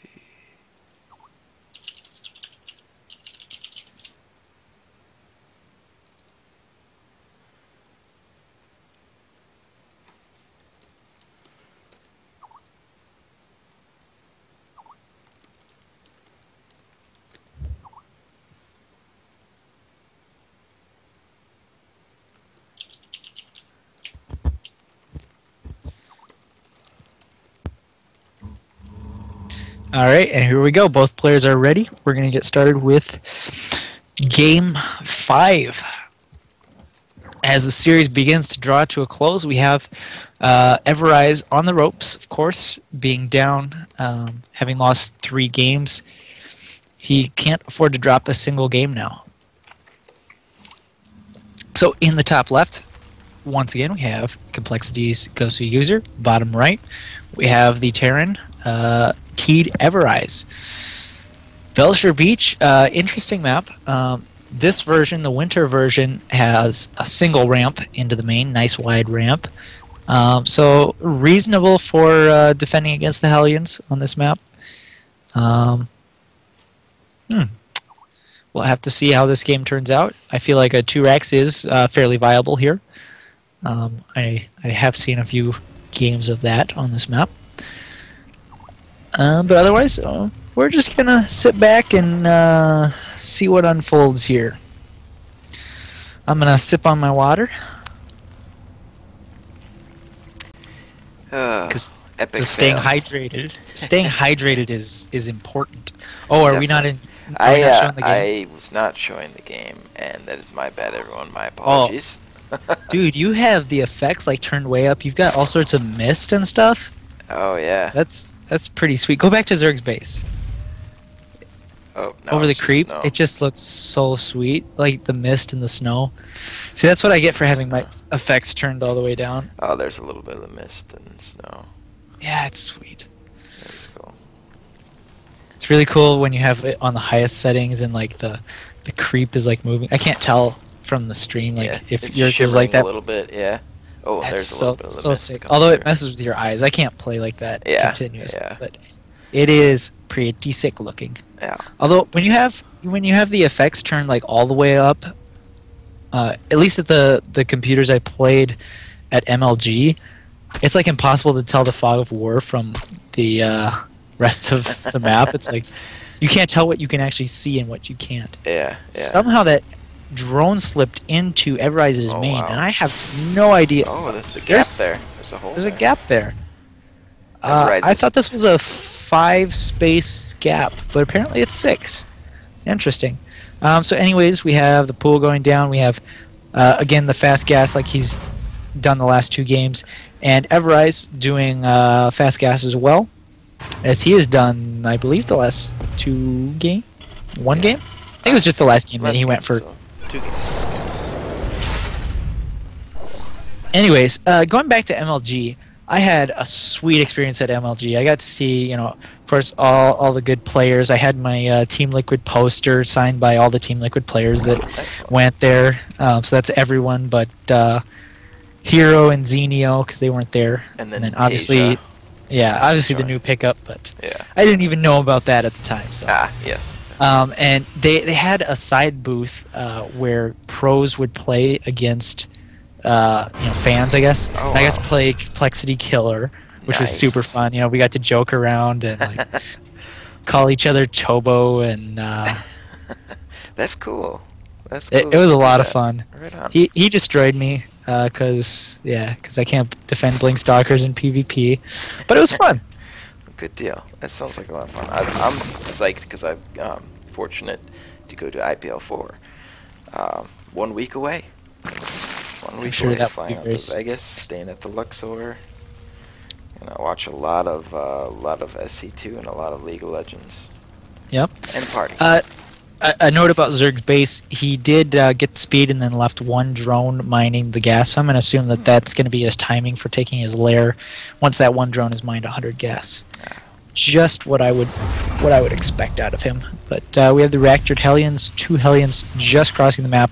Spine comes up just in time. Oh, but he lifts at the exact wrong time, and those Hellions are going to get to slip in without taking too much damage, and they should be able to fry some drones here in the main.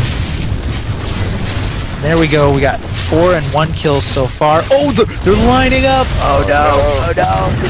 The drones!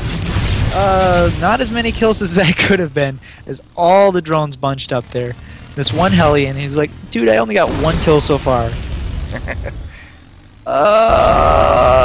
No, we can't get it. It doesn't manage to get an additional kill. He's got 2 more Hellions crossing the map now, but I feel like those are pretty delayed. Certainly, if he had gone in with 4, or with 2 Hellions soon to follow, Yeah.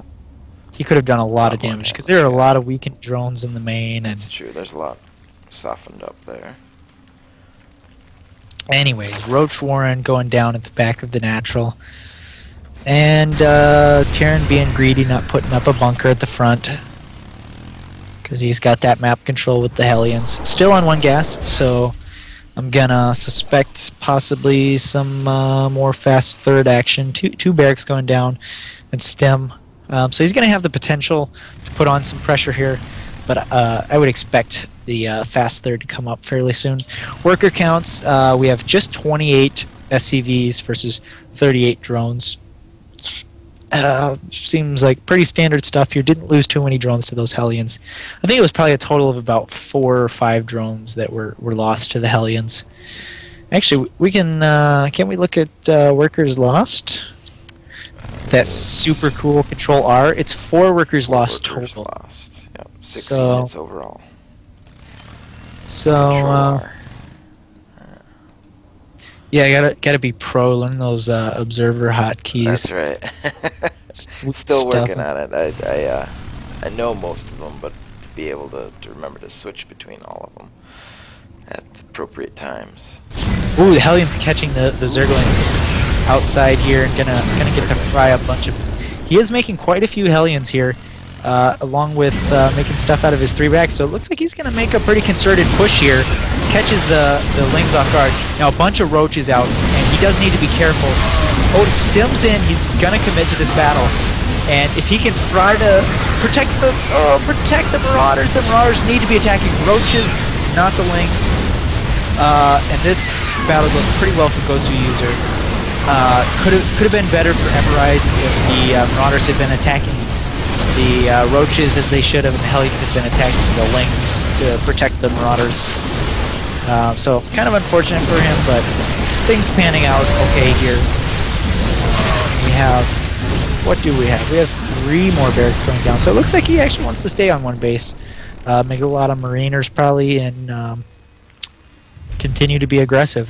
Zerg still no third base. If you look at his tech, he's not made a lair, so he's actually. Gosu User is really going to push on 2 bases here with a lot of roaches. Kind of an odd play. Generally, you know, a concerted roach push is generally a lot faster than this. There's the third base finally, but again, no lair. So he's not looking to transition out of this. And bunkers going up should keep Terran safe. Kind of interesting distance from the ramp. But as long as he gets Marauders into those bunkers, he should be okay against this kind of pressure. Just kiting very nicely with those units. Pops into the bunkers, putting Marauders in the bunkers. Being very careful about that. Making sure that Marauders are in there, maximizing their range, making it difficult for Zerg to engage with those 7 range Marauders in the bunkers. And we have the lair going down. Couple Banelings, and here comes Gosu User. He's gonna push in, need to pull back to the protection of those bunkers. And here he goes. SCV's coming off to heal, block up. Oh, Banelings not getting the greatest hits. Kills 1 bunker. Pick up the Splight Eagles. He misses picking up the Splight Eagles, and now Gosu User is in amongst the production. He's rallied back towards his command center. He needs to kind of contain these roaches in, force them to be zoned out so that the Marauders can deal damage without taking damage. And I think it's working pretty well. Needs to make sure he doesn't lose these 2 Marauders and continue to deal damage. Very carefully, he's skipping so many times, they've got so little health. He's kept them out of range and he's able to clean up all those roaches. Still behind his supply though. If we look at the worker counts, he's dropped all the way down to 23. So I think Everize may really need to make a push here, or do something with these medevacs that just popped to put himself back in this game after losing all of those SCVs. Getting a little bit of the robot voice going on. I don't know, are you getting that on your end of me? I am not. Should we briefly end the call? Yeah, let's do that real quick and then call right back. Alright, we're going to take a short break here.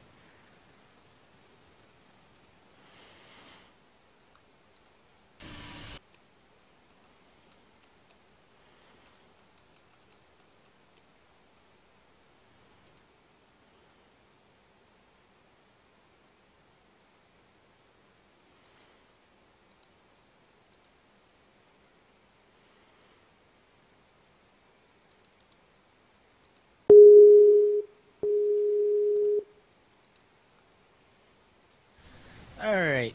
There we go. So here we go. Everize pushing in against the third, making excellent use of the kiting ability of that bio he's got. using the medevacs, and he should pick up here and just get out.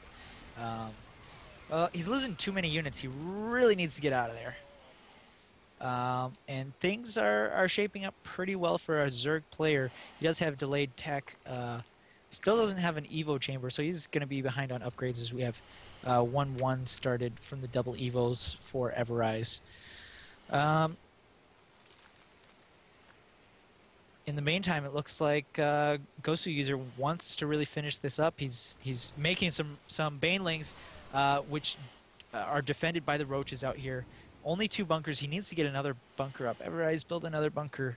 Gonna continue to produce medevacs. For a second, I thought there was a tech lab on that starport. So he's going to throw up some supply depots in the front to try and wall off here in zone. But with these banelings, we have a total now of 16 banelings. And I don't think he's going to be able to hold this push, this roach baneling push. He stims, needs to start kiting, needs to divide up his units. 1 tank out. That tank's going to be very helpful if it starts shooting. Needs to surround the tank and repair it.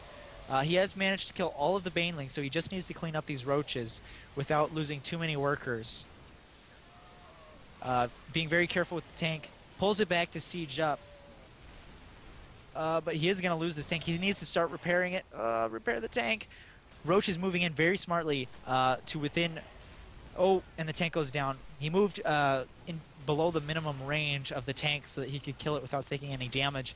And this might be it. I don't think there's anything that Everize can do to hold on here. Gosu user is going to rally in troops, making additional roaches. And I think we missed a drop in the main here, doing a little bit of harassment. But Everize holds on, manages to clean that up, and continues to do damage with this drop. But he's falling further and further behind. 30 SCVs to 51 drones. Not the best of situations for Terran. He does, fortunately, have that 3rd orbital up. I don't believe he's built an armory yet. Let me look around his base. He doesn't have an armory to get those 2-2 upgrades, which is really going to hurt him because he got that 1-1 quick and had the chance to really take advantage and be ahead in upgrades. But without that armory, he's not going to be able to do that. And now we have Mutalisk tech on the way. Another drop going into the main. Gonna kill some stuff here because there is nothing to defend at the moment. Should get some drones, and ideally he goes for the Spire. There he does. He does go for the Spire, but I don't think he's going to get that before these roaches come. Actually, he is going to get it. He's going to get it. The roaches were mis-rallied there and didn't go directly for the units, and he got out of there with all of his units after killing the Spire. And there were no units produced, just the upgrade, and that was lost. So now the Spire being rebuilt, but that first Spire did absolutely no good. So that's a very nice victory there for Everize. Gonna get the Queen as well. Excellent. Oh, gonna pick up, and this is the way to do it. Just pop around, fight the battles you like, leave the ones you don't. He's just going back and forth between the natural and the main, like peekaboo with the roaches. Oh, I'm over here. Oh, nope. Oh, I'm going back to the main. Oh. And gonna make a little push here with his tanks at the 3rd. He needs to be careful. Oh, don't run into the roaches. He's not sieged up. He stims, and actually he is going to be able to do decently well against these roaches. He's got the tanks sieged up in the back. Plenty of medevacs here, 3 medevacs.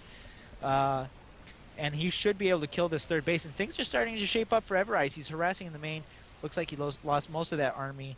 But he is going to get this 3rd. Not enough roaches here to defend. Oh, actually roaches behind. Yeah, I think roaches came from the back, cleaned up all the tanks. But this still should be able to get it if he focuses it down. Definitely. Oh, roaches coming in, kind of straggling in little groups, and that's going to cost him a good bit of his army, and he's going to lose the 3rd now. Mutalisks are coming out. The Spire has been recompleted. That drop's still going on in the main, and this just shows Everize's incredible multitask. If we pop over to his APM, he shows 149 Blizzard APM. If we look at the effective APM, which I don't understand why that is higher, but 211 effective APM. If you convert that to real-time minutes, I believe that's something like 300 APM, which is pretty good. Pretty good APM. Drop going on in the natural now. Killed some stuff. Didn't manage to get the Spire. Mutalisks are out, so he's going to need to run away with these medevacs. But a big push here. And I think things have really shaped up for Everize. He hasn't managed to secure a third, but he has a very nice army, and he's got a lot of Marines that are just melting through these Mutalisks. Oh, all of the Mutalisks, and there's GG. We GG. have to game 6. Everize has really turned this around. Pretty amazing. On the verge of losing 4-0 and turning it around is Everize. Indeed. And coLgoswer user ready immediately with his map choice. It's going to be dual site. Did we say MLG dual site? I believe so. Yeah. Yep. It would be MLG dual site.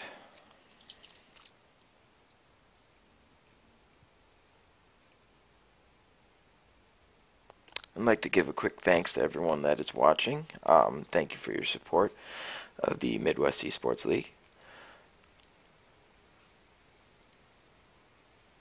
Yeah, I second that.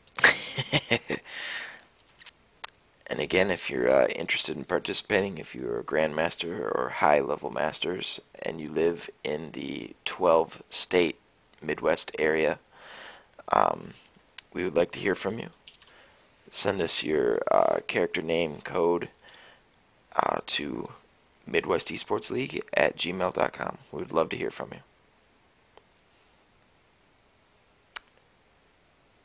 And you can also follow us on Twitter, Facebook, I believe, as well as YouTube. You can see in the upper right, we have that right there. Yep. Twitter at Midwest Esports, Midwest Esports League at Facebook, and Midwest Esports League at YouTube.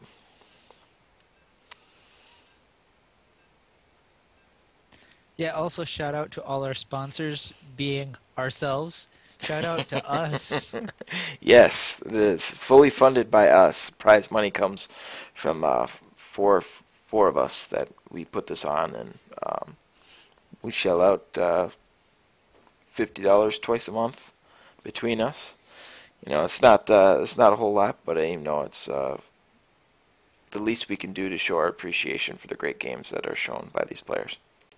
So if you have any leads on sponsors, or you have the ability to sponsor us, by all means contact us.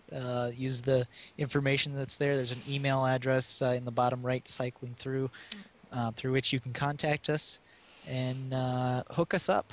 Yeah. Because we want to be able to keep doing this. We want to be able to grow it. Definitely. We love doing this.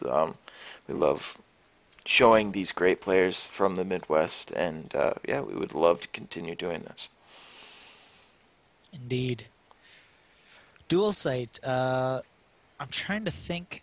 I know I've thought through a lot of the other matchups on this map. ZVT, trying to think how it plays out with that third that's so heavily exposed.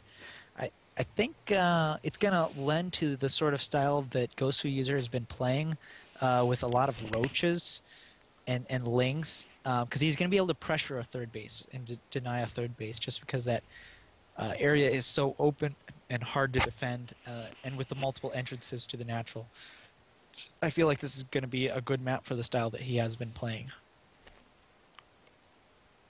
as far as the unit composition goes. Certainly. And it looks like, are we going to see a gas from Everize? We are going to see a gas from Everize, so we're going to have that fast factory type of opening again.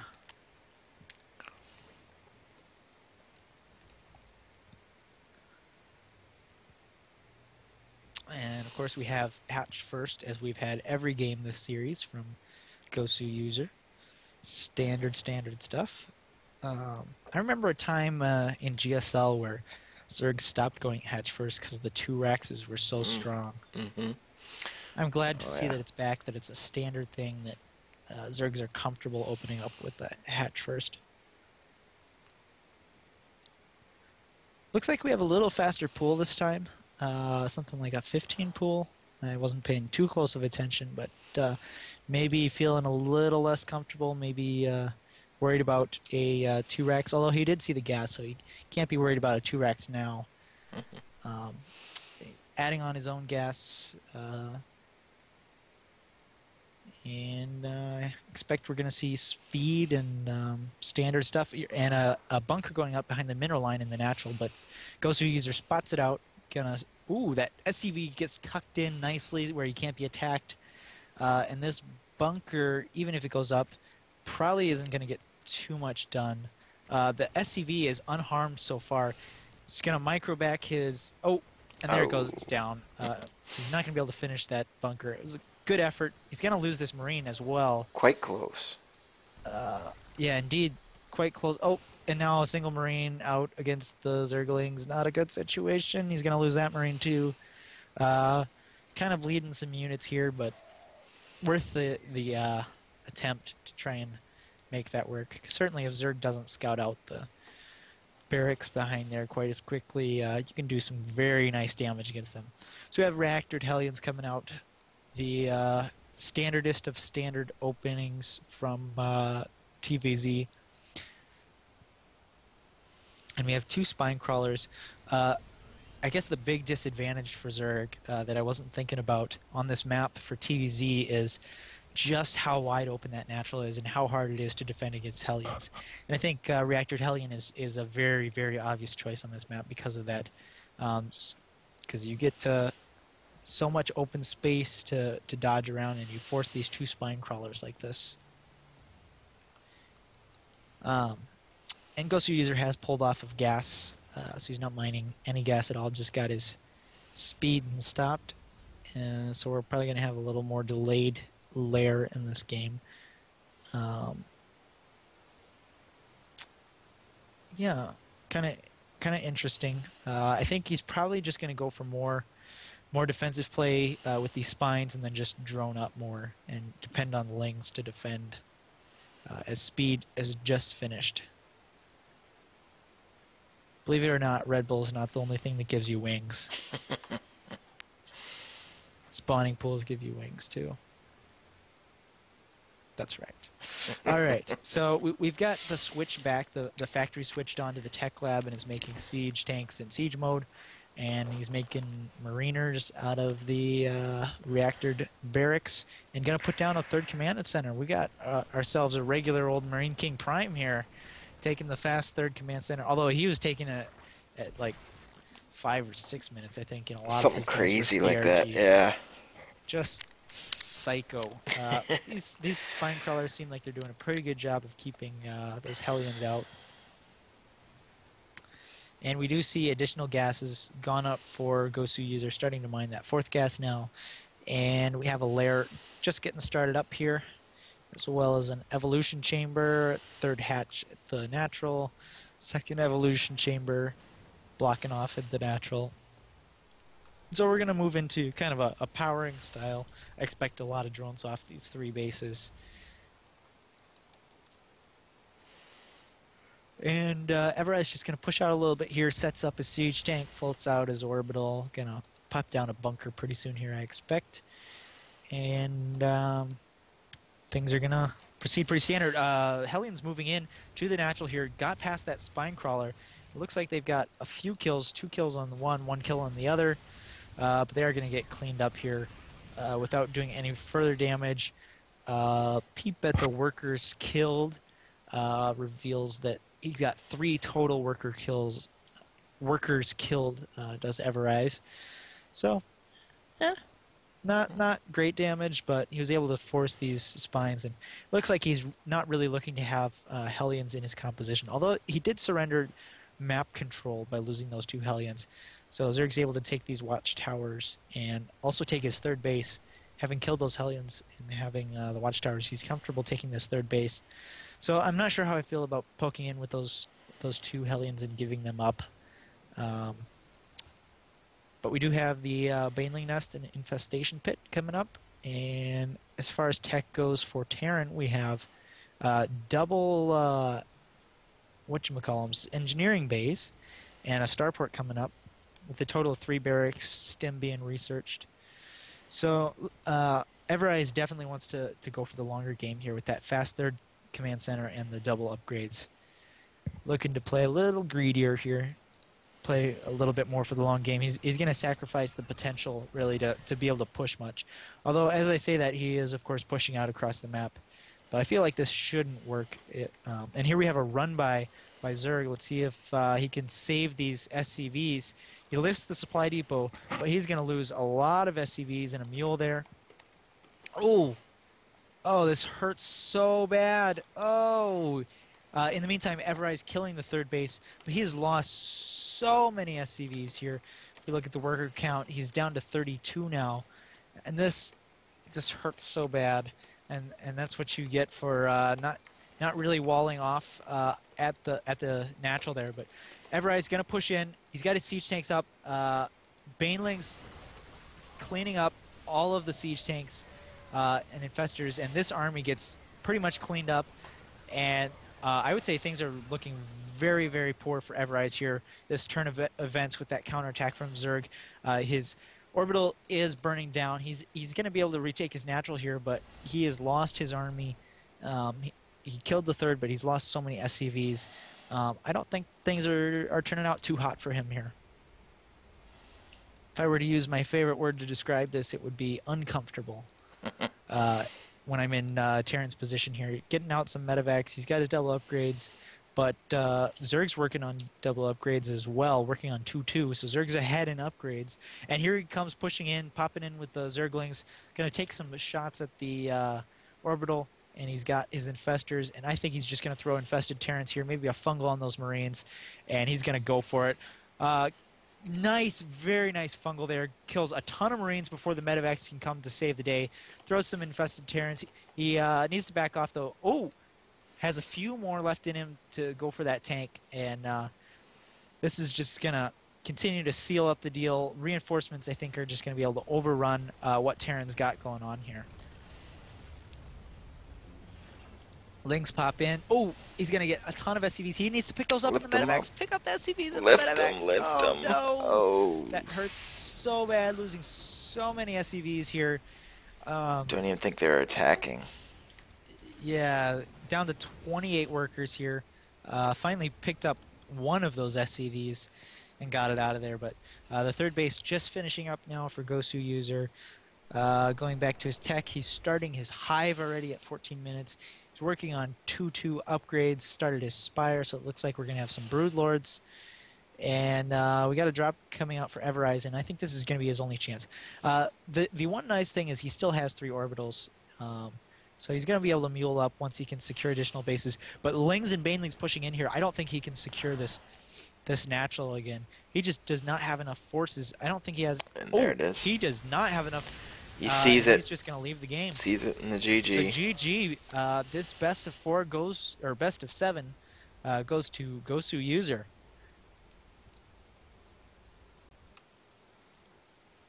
Wow.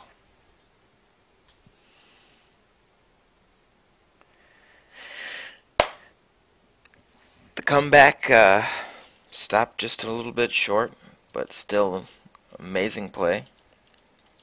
I think we might have an interview with the winner, Gosu user here, in a moment. Congratulations to both of them. Gosu user will be getting his share of the $50 prize pool, $35, and Everize won't go home empty-handed either. He'll be getting $15 as well. Uh-oh. Gosu user says his mic is broken. Oh, no. Do an interview. Oh, no. So disappointing. That is pretty disappointing. Although my bed is that much closer. So Very true. Maybe we could see if he'd be willing to just do an interview with us at another point, as far as the Midwest esports scene goes, or something like that, so we can give our users just a little interview with him.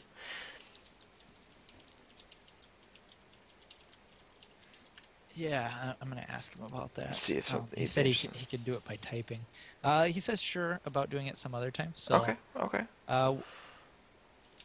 We will plan on that. Maybe we can play that before our next show match. Just kind of record it and then play it. Play it before the next show match starts. Yeah, be able to get up on YouTube hopefully as well for everyone. All right. So I'm gonna sign off here. because I am very tired. Gotcha, gotcha. All right. Well, I'm gonna add both of these guys here. Make sure that the get their money. Um, yeah, and thank you very much for casting with me with Kevin. Yep, Um, sure thing. Thanks to Everize and Ghost User for showing us some excellent TVZ matches. And thank you to all the viewers that are watching right now. Thank you for supporting us and checking out Midwest Esports League. We'd love to hear any feedback you have, or if you feel you have what it takes to take on the best of the Midwest. If you're a Grandmaster or high-level Master player, please shoot us an email. Don't hesitate. Shoot us your character code with your character name, and send that over to MidwestEsportsLeague at gmail.com. Also, you can send PayPal donations to that same address. Again, thank you, everyone. We'll be signing off now. No streaming afterwards, no fan games or any 4v4s like that. I guess we've all had a long day, and but thank you for watching. And thank you, Kevin. Do you have any last words for everyone out there? No, man, I'm tired. All right, we'll keep it short and sweet. All right. Thank you, Kevin. Thank you, everyone out there. All right. Later. Peace.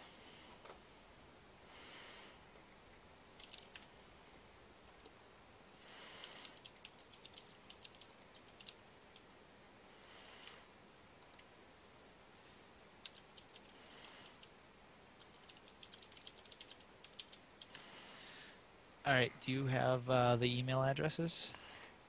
Yep, I'm gonna